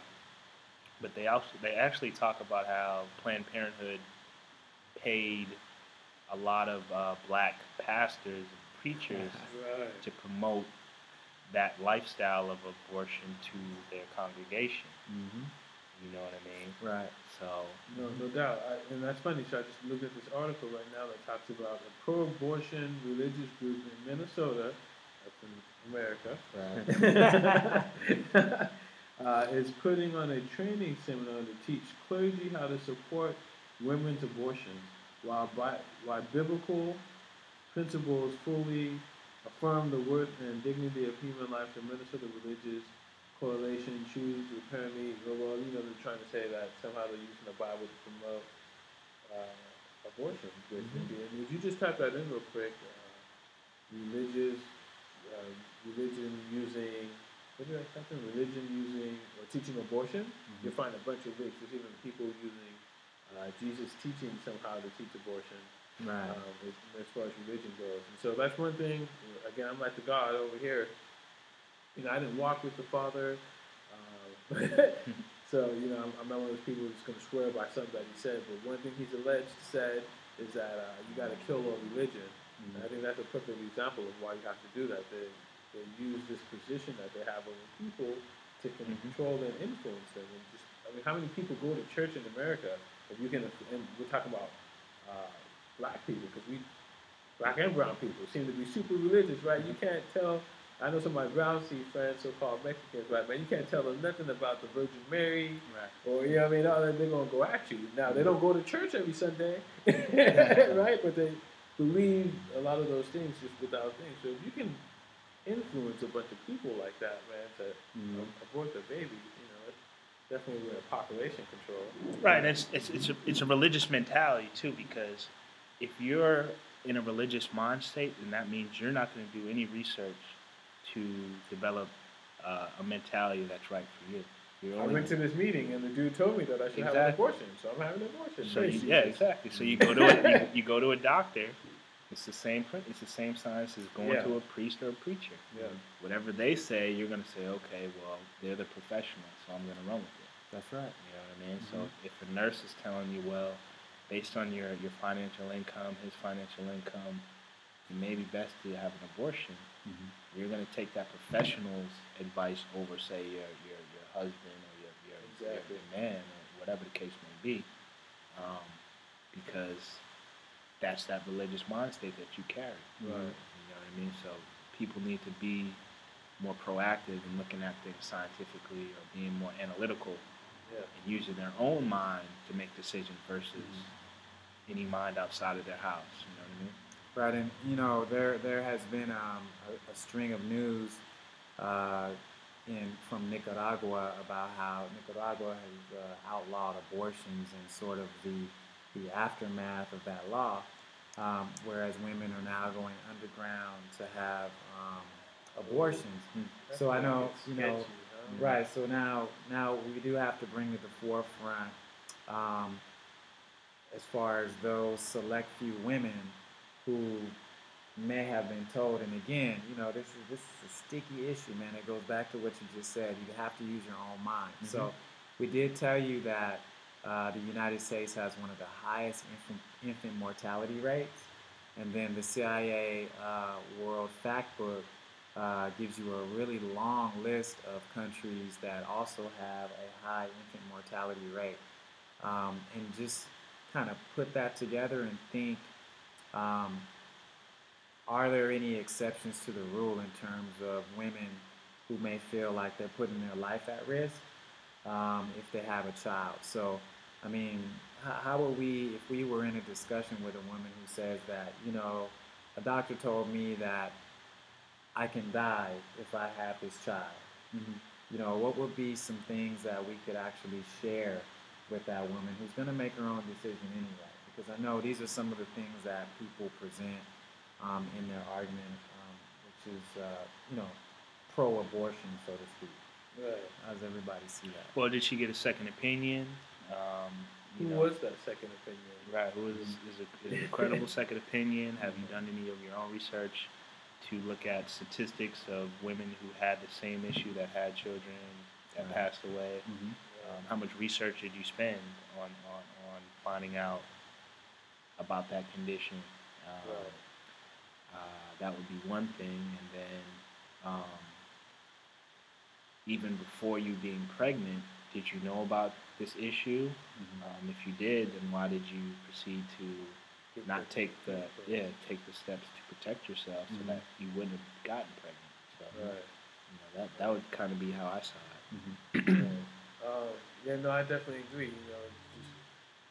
First of all, a lot of times people take what the doctor says as the gospel truth, right? Versus it being his dude's opinion based on what he sees. Right? I mean, if you look at maybe my black woman's been watching these damn crime shows. So, one thing I've seen or I've observed from these crime shows is that they don't just take one bit of evidence and use that to run with. Right? They get this bit of evidence and then they talk to this person and then they talk to that person and they try to find more evidence and then they talk to this person and at the end they put everything together and they're like, all right, what is this? Right? And a lot of times people just say, okay, well the doctor said this is like one piece of evidence, someone can run with it.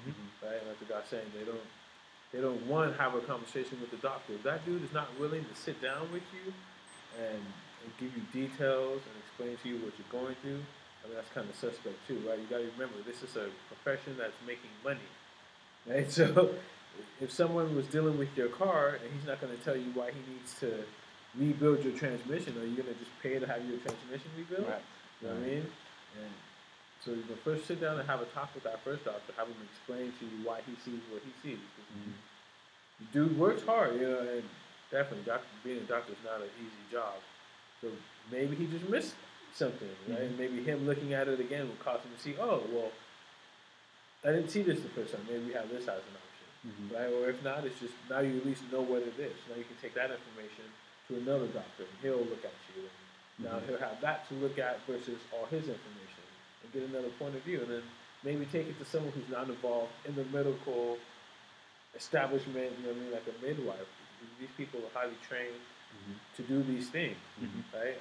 Have them look at you and see what they think based on the medical data that they have. Right, and, take all that into consideration and come up with what you think is the best course of action. That's the important part, because remember, doctors, preachers, pastors, whoever the case may be, they're only taught a certain way of thinking. Right.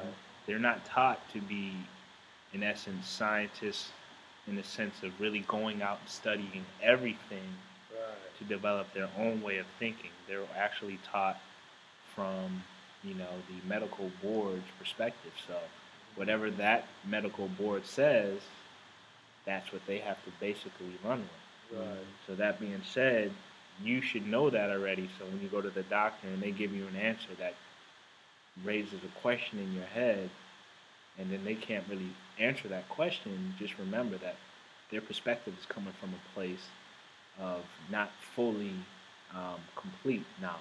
Yeah, You know what I mean? exactly. So now, I think it goes back to what was stated earlier. I mean, in unwanted pregnancies that come out of a person who may have been just out and about and they're having intercourse with people and they wind up pregnant. Again, we're not advocating birth control. However, some of us have that in our history. Um, the main thing is just abstain. That would be the first thing to prevent unwanted pregnancies. The next thing, because I know this is the next argument that people will present. What about a woman who was raped and she gets pregnant? What are the options for her outside of abortion? Because that's one of the most challenging parts of making the decision about keeping a child or not, because there are women who became victims of an act of violence, which is rape. Yeah. Men out there, rape is an act of violence. So, what can we tell women who may be in that situation? That's a tough one. That is a tough one. They do have that morning after pill. Like I said, I don't advocate those types of things based on the effects of those things on a woman's body. Right. But that being said, that's a lot of trauma to one thing being rape, but then carrying the child of some rape, some rapist. Return for 9 months. Yeah. And then obviously that there's a certain mental issue that's causing a person to be a rapist. Who's to say that the child won't have that same mentality? So it's like there's a lot to deal with. So, like I said, I don't advocate birth control, but I think it can be used. I think everything can be used. Everything has its place. Yeah. Yeah. And I think for me, that's definitely a place, if any, to use it. Yeah. Right. I agree, and at that point, I would say there are a lot of natural ways in which you can do abortion that are not so hard on the body, right? I mean, you gotta, like we talked about in the beginning of the show, original people go back. I mean, the guy was saying that there was a bridge that was built 1.7 million years ago. So you've been around on this planet for a long time. It's not the first time that the idea of the concept of abortion has come up, right? And so there are ways of doing it that are more natural to the body, because you got to remember the body actually naturally is fighting against the baby in the first place, right? So that's a whole battle within itself. So there are ways that, depending on the stage of the child, There's teas and stuff to take. teas you can take. There's acupuncture things that you can do. Certain pressure points, right? That will make the body just naturally release that. So in those kind of senses, I think most women, they don't know that. What would be a really good way that they could, search those channels for natural ways, so to speak? It's hard because a lot of some people who have that capability aren't into ending a life like that. And so, you're asking that person to, if they're not for those kind of things, to go against that belief to do you a favor. So, it's kind of unfortunately I don't have anyone I can recommend or anything like that. I would say, find someone who is good in acupuncture, traditional Chinese medicines, that actually know some things and that are well versed, and then speak with them about it and see what they tell you, who they can refer you to or whatnot. Right. That's what I would say is go talk to the people directly. Maybe use Google to the extent that you're going to find some acupuncturists, traditional acupuncturists, and then speak with them in the physical. I think one of the things, and again, this is not to sound cruel to women who have had unwanted pregnancies as a result of the violent crime called rape. However, it's really important to remember back in our history that in more than one instance, probably thousands of situations where the slave master or the overseer on that particular plantation raped a field hand who was an original woman, and as a result of that, she was pregnant. So, I mean, it's just to emphasize that it's not really in our nature or in our culture to terminate pregnancies, whether it's an unwanted child or not.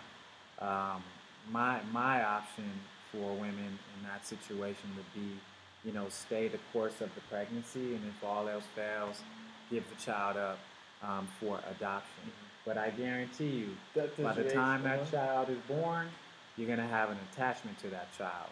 And of course, those circumstances still exist, that this is an unwanted pregnancy as a result of an act of violence. However, it is your body and your choice, but again, there are some other options.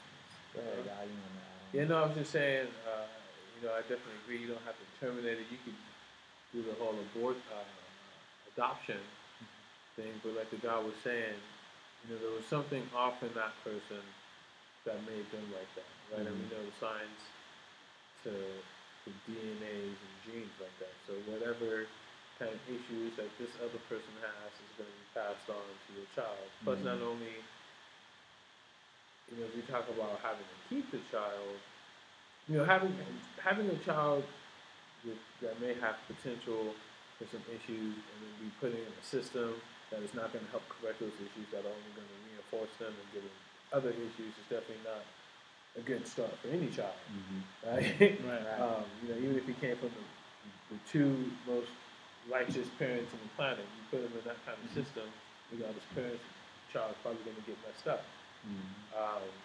And then how much do you tell that child? Like if you keep the child, you grow up. At some point, that child's probably going to find out the truth. Right. When they start asking about, well, where's my dad, or where's, you know what I mean? Right. I mean, but again, it's just a matter of, a lot. And this is, I think, a big problem with many of us who are adults. We begin predicting the child's future. That's true too. What questions he or she is going to ask about the situation she or he is in 10 years, 12 years from now. Of course, we always advocate that you speak the truth, primarily at a very young age, when that child is at a very young age, so that they can begin to, embrace that reality. Now, how that information is given to that child, and we will have to actually find some research to share with you about that whole process.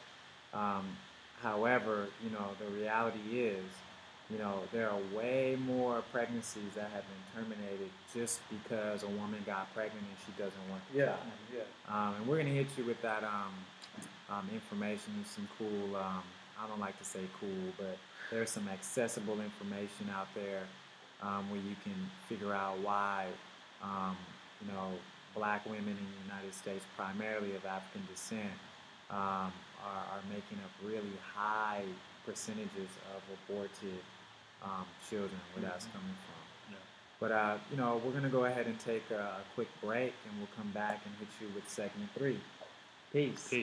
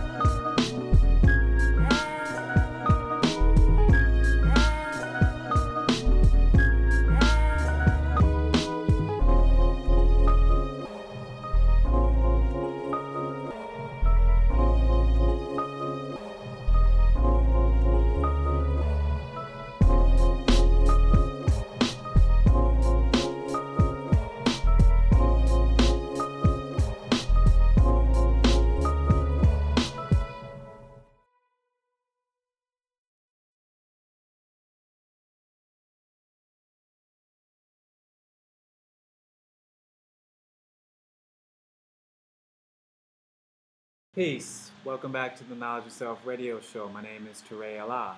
Peace to rule Allah. Peace. Jakil Ananta Allah. So now we're returning to the segment we have titled The Womb of Islam. So I think it's really important that we make it very clear what we're advocating here. We're not Muslims. We're 5%ers. So before people get you too a Muslim god? smiley, am I a Muslim god? Before people get too smiley, let's keep in mind that we advocate the continuity of not only the human family, the original man and woman and the family, and that's really what we're advocating on every show, whether we state it or not. But we do want to talk a little bit about this whole idea of the difference between the birth of a healthy child and an unhealthy child. So for the most part, straight out of the womb of the woman, what determines the difference between an unhealthy child and a healthy child? Just in everyone's experience. Healthy child, 10 fingers, 10 toes. Lungs are working because they're screaming. It takes a while, I guess, for the eyes to open up, but It's that Agdar test that they do. They basically use that scale to determine if a child is healthy or not. But like I said, it's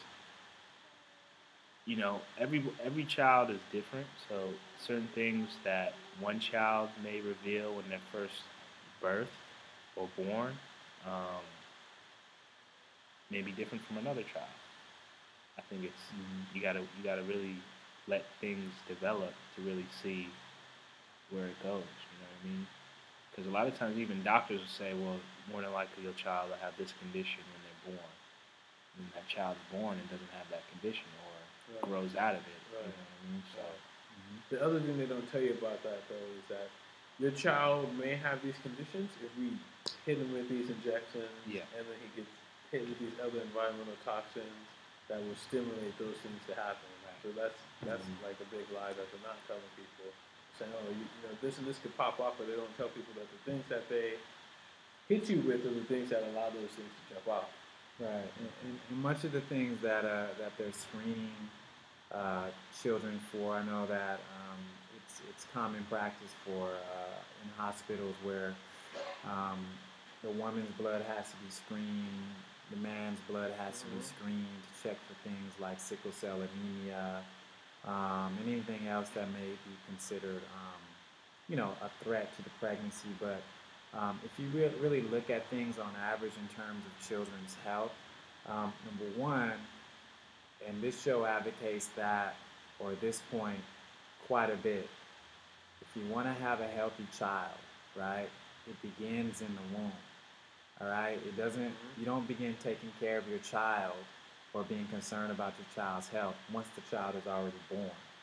Really, that's why even we take before it back to the womb. Exactly. Yeah, you got to be taking care of yourself prior to any, conception of a child, anything like that. Like if you're not in a good physical condition when you get pregnant, the chances are your child won't be in the best physical condition when it's born either. So let's take a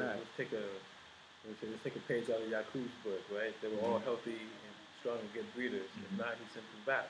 Like the guy was saying, you got to really look at your physical condition, the physical condition of, if you're a man, the physical condition of that woman, if you're a woman, the physical condition of that man, and then look at, character traits and things like that, and kind of, I really think that's where they get the idea from the whole build a genetic baby. From that simple principle, right? Is you don't want to match up with someone that's just like you, because then they're not going to compliment things that you're not strong at. Right? And the same thing is my child. If my woman was just as quick to blow up at people as I was, then that situation at the basketball game could have turned into a way worse situation. Right. You know what I mean? But so we have counterbalances in the way that we do things. She's very organized. I know where everything is, but it's not. It might not be in the right place, right? But so we have those things that work well with each other. Yeah, and this goes back to the first relationship show we did, where we talked about that courting process. Yeah. This is why things like this are important, because the more Yeah. you learn about somebody, the more you'll just determine whether or not you want to go to that level with them. If you just rush right into the sexual component without looking at all those other pieces, that's when you get in trouble. Because then you're like, wow, I didn't know that about that person.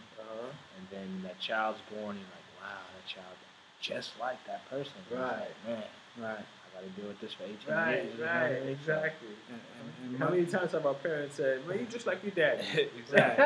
and many people, you know, they don't know that you could research your wife or husband's to be family history. You can research his DNA, genetic history, just by meeting members of your companion family. You know, what we say, do the knowledge. I'm not taking the last word. But if you do the knowledge on members of your companion family, I mean, quite frankly, some of those traits that you see visible in your mate's family may very well at some point be visible in your child. You know, medical history is important. I do want us to move on to see this whole idea of the benefits. I know you definitely hit on that earlier, Jarul. But are there any drawbacks to having children at home as opposed to the hospital, if any? You know, when you look at the hospital versus home, obviously a hospital is a place that is structured in a fashion to deal with medical, providing medical care. So obviously in a home setting, it's not necessarily suited for that. So if there's certain issues that arise that aren't necessarily natural to a birth, obviously the hospital is a better place to be. You know what I mean? But generally, in speaking to my midwife, she generally, you know, she basically says you can generally tell on how the mother's pregnancy was if she's going to have problems with the baby. Complications, Yeah. You can look at the baby's heart rate, you can look at the position of the baby, you know, different things that are basically indications of her having difficulties in birth. So, I mean, and can you also speak on that too? Because I know that documentary you told me to watch about the business of being born. yeah. They were talking about that, and they were saying how the midwives actually have a lot of tools available Yeah. to handle most things that would happen. Exactly. As Yeah. far as you know, you're weird, like, holy crap, we have to go to the hospital right now type thing. Yeah, I mean, really, the only time you need to go to the hospital if the mother was in labor for like, you know, astronomical amount of hours, and she's fatigued, and the baby's heart rate is getting kind of low. Yeah. Then you would probably need to go get some surgery. But that's very rare. You know what I mean? So Or the baby comes out breech, maybe. Yeah, You know, but it even- tries to come out breech. yeah, even in those cases, she was saying that, you know, she's given birth to breech babies before and really? stuff like that too. So Okay. You definitely have an expert in your hands. well, yeah, you know, we did our research. And that's the other thing, and obviously you can speak better to it, but these people are qualified really to do, I mean, everything that you need, you know what I mean? Yeah. So you can't really become a midwife without Oh yeah, having their a certain level schooling, of skill set. yeah, Effective. their schooling is very intense, and not only the schooling but kind of the apprenticeship. You know, Okay.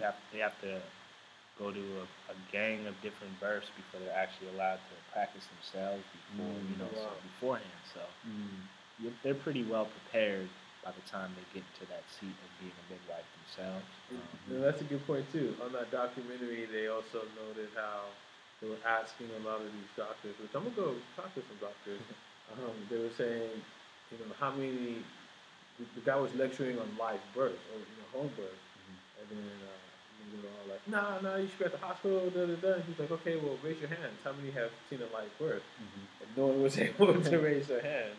You know what I mean? So when you look at a midwife who's seen hundreds of births, and then she's doing them hundreds of births, versus a medical doctor who's never seen a live birth or a natural birth. he's just seen since C-section. Right. You know what I mean? So I would definitely feel more comfortable with the person who's Right. seen hundreds of live births and has done it Yeah. themselves versus the guy who hasn't. Man. He's only done C-section. And like I said, seeing that process, it changed me, it changed her, like going through the process, because it was like, you know, she needed me to kind of comfort her, to make sure that she was focused on breathing and those types of things, and just that balance. That breathing, by the way, is qigong breathing. Yeah, exactly. Exactly. So it's just the whole process for me as a parent and her as a parent.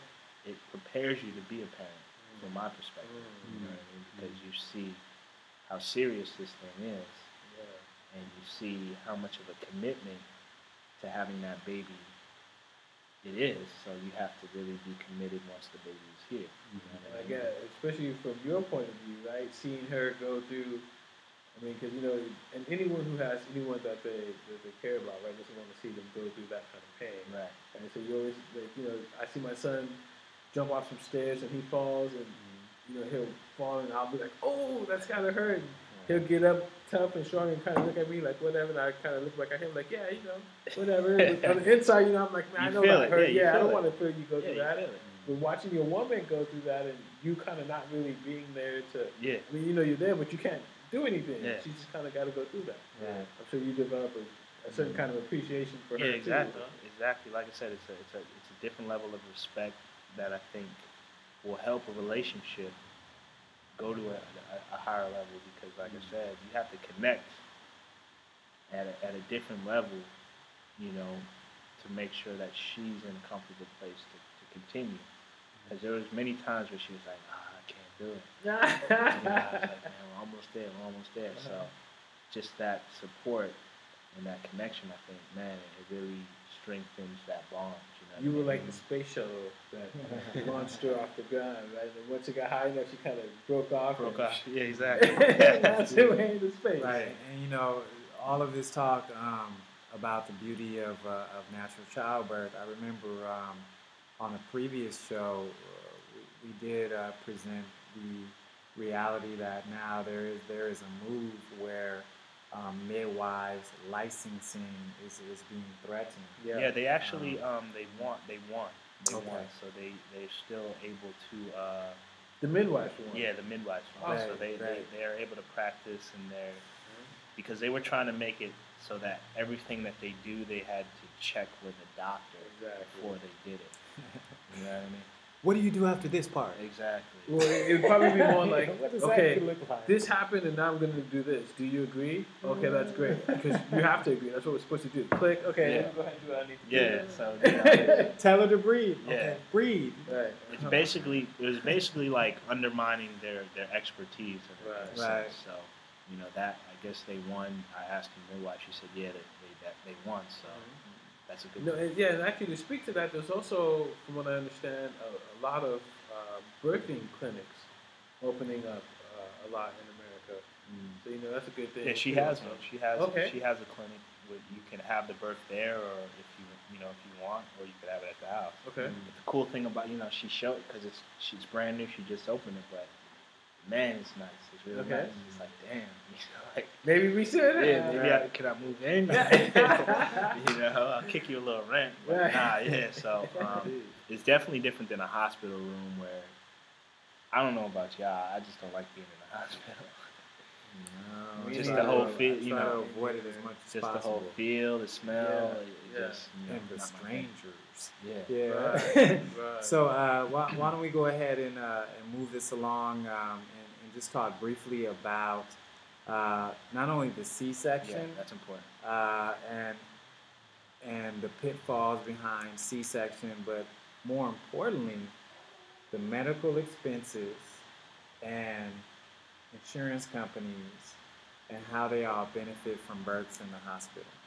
So who would like to carry that parcel to the forefront? I want to jump on the C-section side, just from the perspective of personal training. So I get a lot of female clients who just had babies, and the ones who had the C-section, generally their abdominals will never be the same. Let's get that out there right now. So A lot of times women say, I want my stomach flat like it was before I had a child. But you got to think a C-section, they're cutting through, I think, 3 layers of abdominals.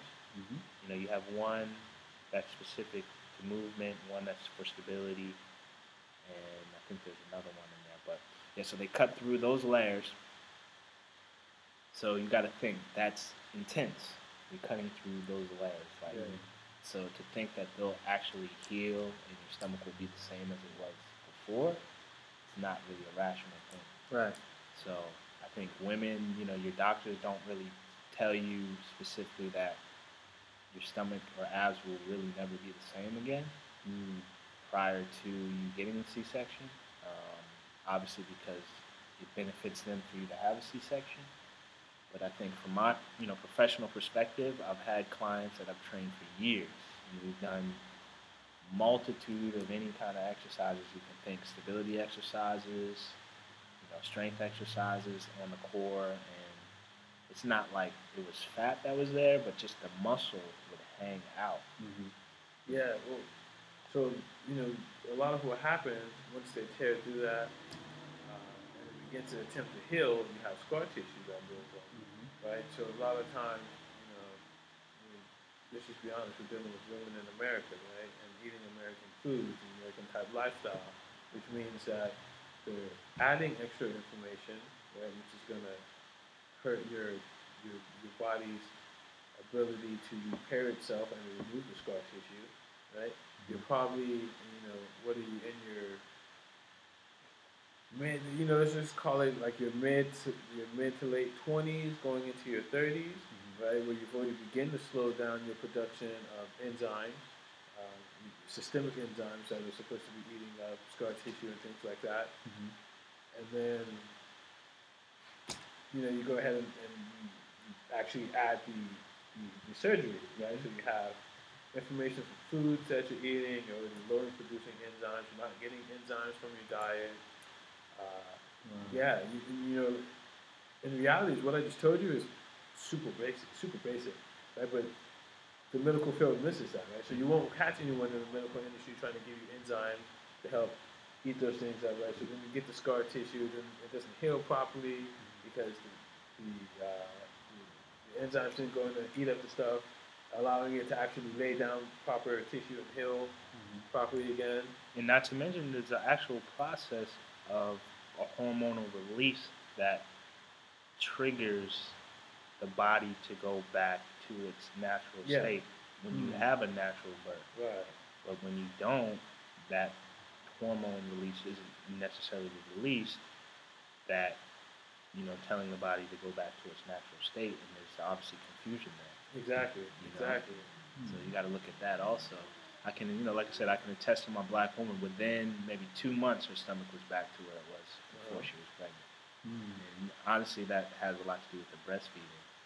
Because, obviously through breastfeeding, you're using a ton of calories, as a woman. So, but yeah, so that's coming from what I've seen in my profession as far as women trying to get their stomach back after a C-section. No, it's definitely hard, and I see that too. That's why I know we start prescribing enzymes and minerals to kind of eat that stuff up, and then, like the guy was saying, a good workout regimen to actually build up the body and make it strong again.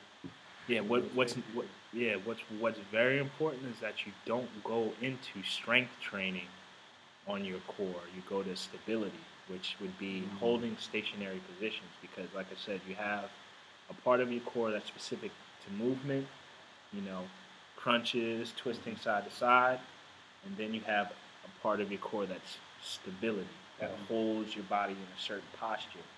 So that's the area you want to target first, so that you have a foundation to build that other degree of muscle on top of it. Yeah. So what exercise would you tell any pregnant woman or any woman out there that they could do today that would stabilize their core? Yeah, just so y'all know, it looks like you're seeing the birth of what would be, maybe labeled as the drool nodular cell After pregnancy workout? Exactly. Then we got to work on the name. We'll clean that up. But okay. the concept is out there. Yes, sir. All right, I see that. Yeah, so one very simple one that generally every person in America should be doing daily is a plank. You know what I mean?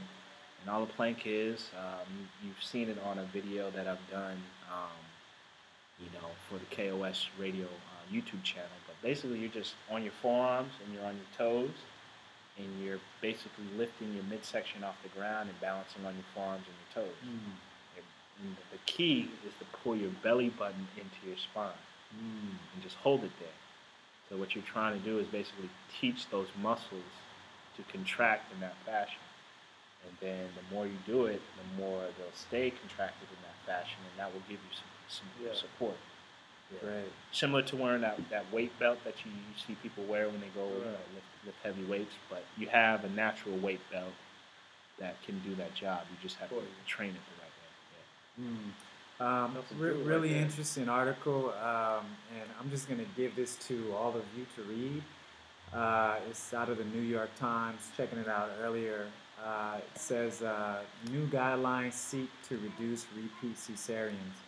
Of course, there is one part of the article that does say that 80% of the women who had cesarean sections were able to have vaginal birth later. Yep. However, it does say that cesarean sections or C-sections increase the potential that you will have hemorrhaging, which may have a lot to do with what you said in terms of why you're not able to get the same abdominal strength or look that you had prior to a C-section. And in addition to that, aside from the hemorrhaging, it does increase the potential that you'll have to have a hysterectomy. So this came out July 21st, 2010, and was contributed by Denise Grady to the New York Times. Check it out. Yeah, it's also important to recognize that obviously it's harder. It's going to be harder when you had, a lot of damage to your abdominals to push. Obviously, you have contractions and the muscles basically take over, but when those muscles have been damaged, their ability to push the baby out is going to be a lot more difficult to do so. So. I mean, because, I remember when my son was born, it was through a C-section. Was that for was it an emergency C-section or? Well, the story was that from what we saw, he couldn't make the correct entry because his umbilical cord was tied around his ankle. So that was, as time went on and the amniotic fluid began to get low, right? Got serious. That's when it was like, okay, well, this is your choice, because we waited a really long time. But in saying that, as far as the C-section, that whole process, it just brings back to memory the idea of how firemen sometimes have to saw through the door of a car that's crashed in order to free its victims, So had I had knowledge of self during that time, would have taken the alternative, no doubt about it. One of the things I wanted to put out there again is just as far as the medical expenses and insurance, industry benefits, things of that nature. I mean, on average, it costs more to have a baby in the hospital or at home, just based on everyone's research. I would say it would cost more to have a child in the hospital than it would at home. I mentioned some of the numbers before. Like you said, we were talking about C-section. You're looking at $2,200. Not miles that we made them walk across the Arabian desert, but $2,200. And that's just for the C-section, and then that's plus, and that's not including the lab. So it's $2,200 plus whatever the fee for the labs is, right? And then you got to think you're looking at probably an average of 4. Well, let's say let's call it 3 days staying in the hospital. On the low end, it'll probably be like 4 days, 4 to 5 days, right? But so at the low end, you're talking about $5,000 to stay in the hospital for having a C-section a day. Yeah. Now, I'm going to base something on memory before I pass it to Jerul to add on. When I got my bill, just because the hospital, they sent it to you like, look at what you're would have lucky to you pay have for it. insurance. Right. I mean, it was some 5-digit number, and I had one of those black father moments. It's just like, whoa, boy, I'm lucky I had insurance, because I mean, it was like football salary. Right. So, Drew. Yeah, I mean, it's definitely not, that as expensive as what y'all are talking about. It's not cheap. You know what I mean? But the thing that's the difference is, a lot of, obviously, your medical companies or your medical insurance isn't necessarily going to cover a home birth like that. Mm-hmm. So that's really the difference. More than likely, you'll have to pay out of pocket, and You got 9 months. Yeah, exactly. Yeah, so when you break Well, it down, hopefully you have a little bit more preparation. Right, and that's the devil in the details. It's like, it should be covered under medical insurance, but it's not, because the medical industry is big business. Yeah, because think about it. If more people, if your medical insurance covered home birth, more people would do it. Yeah, Let's be easy. honest. So that being That, and we said, had a celebrity who was endorsing it. right. This is kind of celebrity endorsement. Well, Ricky Lake. No. But yeah, so yeah, so I think they realize that, so that's why a lot of the medical insurance isn't covering home births, because the more people start to think, which it's happening every day, and the more they realize, well, I'd rather go this route, and if things go bad, then I'll go to the medical route, as opposed to just going the medical route and then dealing with the lasting effects.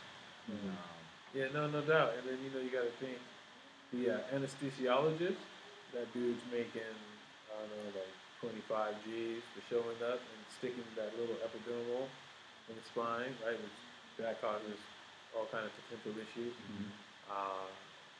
The surgeon, he's gonna make a lot of money. So yeah, it's like if you were to cover home birth and not push all those things, a lot of people would be out of some work, right? You're gonna need the anesthesiologist for if you're having a natural birth. Yeah. That dude's cut out of money. Right? Yeah, You have the surgeon for if you're having a natural birth. That dude's cut out of money. Right. So. Even think, that's another thing that doesn't make sense when it comes to birth in a hospital is the epidural. You think about an epidural, it basically numbs a woman from waist down, right? Yeah. Right, yes. So you can't feel what you should be feeling at that point to push the baby out. So quite naturally, you're going to have more difficulty pushing when your legs are numb, when your whole area down there is numb. So that and laying in a bed are two things that just don't make sense to me. Indeed. Well, I think this has been a fantastic show, my brothers. Hopefully this was really enlightening for you, and you'll, of course, do your own research. Don't take anything we say on face value. Always do your own research. And if you have some claims or position, post it up on our Facebook. We'll look into it, and, we'll debate it or argue it out, however you want to put it. We're going to go into the read, view, and do. So when we go ahead, I'll give the read to Jerul. What should you be reading? This is kind of funny, but read your doctor to see if he really cares about you having a natural birth or if he wants to just fatten his pockets. Yeah. Go back to what we said about body language. Yeah, it's very, because when I had my first child, we were still going to Kaiser. Well, I shouldn't probably say the name, but I was going to Kaiser. We said a lot of names. Right, there was that Kaiser endorsement. Right. So Kids, you won't be taking that trip to Tahiti. I was going to Kaiser, and the doctor. This was probably within the first 3-4 months. The doctor was already basically saying that we're probably going to have to do a C-section. Wow. Because my black woman has a tattoo. Not to put too much of a business out there, but she has a tattoo, and basically the doctor's like, we might have to compromise your heart. Because of the tattoo? Yeah, because you would have to cut through the tattoo to do the C-section. You know, that's insane. So it's like that early, you're already sprinkling the mentality for the C-section in our heads. Yeah, On a first-time mother. exactly. That's very unusual. Yeah. That's a really good example. That's very unusual. Right. So right away, I was like, okay. So I detected exactly what he was doing, and basically, that just kind of even more so solidified why I wanted to go the other route. You know what I mean? So just pay attention to the doctor, ask him different questions, because remember, he's about to do or help you, assist you in one of the most important moments of your life, with the birth of your child. So you want to know that person in and out. You know what I mean? And The doctor that we had with my firstborn, he was actually cool, and he was like all for the whole normal birth, and he actually let us. Jewel was supposed to be born in January. So his birthday just passed in February. So so he let it go that long. Yeah, he That's let great. it go. Yeah. So you know. There are some good ones. Yeah, yeah. I wanted to say that is that not all of them are stupid or idiotic or unable to think for themselves. Some of them actually do have a brain and do understand, normal books. So like the guy was saying, man, you got to read them and make sure they want what you want. Right. True indeed. Thank you for that. So it's on you. What's the view? What are they supposed to view? The View wants y'all to check out The Business of Being Born, and that'd be kind of fun. So that's actually a documentary by Ricky Lake. For those of you who have Netflix, check it out there. If your friends don't have Netflix, don't tell Netflix, but slide over your username and password so they can check out the movie. Be a good knowledge share. And for seek pediatricians or midwives outside of hospitals to gain advice about healthy pregnancies and birth. So that's two things. Either seek a pediatrician that is advising you on the most natural course of action you can take during a pregnancy, or consult a midwife. And the guy just told you he's a true and living example of that. He's a true and living God, true and living example of something that has gone through a natural birth the right way. And we have a Facebook. You can always shoot us some questions, okay? That's the actual sound it makes when it goes through the internet. Because I've always wondered that. Yeah, one of mine goes like an airplane. It's kind of weird, man. But anyway, we would like to thank all of you for being with us. I would like to thank my brothers. It's always a pleasure doing this show with my brothers. I wanted to add on something. Let me say, we did talk a lot about natural birth and how that's definitely the best way to do it. That being said, for all you women out there who had C-sections, you're not any less of a mother, or Definitely you didn't go through the process. A C-section is definitely a hard thing to go through. So I know that's something that's pushed on society a lot. Is that you didn't go through a natural birth, you're not a real mother. You're definitely a real mother because you have a real son or daughter. That's what makes you a real mother. Right. Great point, God. Great point. We're going to give the brother the last word. Knowledge of Self Radio. You don't have to go to college to do the knowledge. Peace.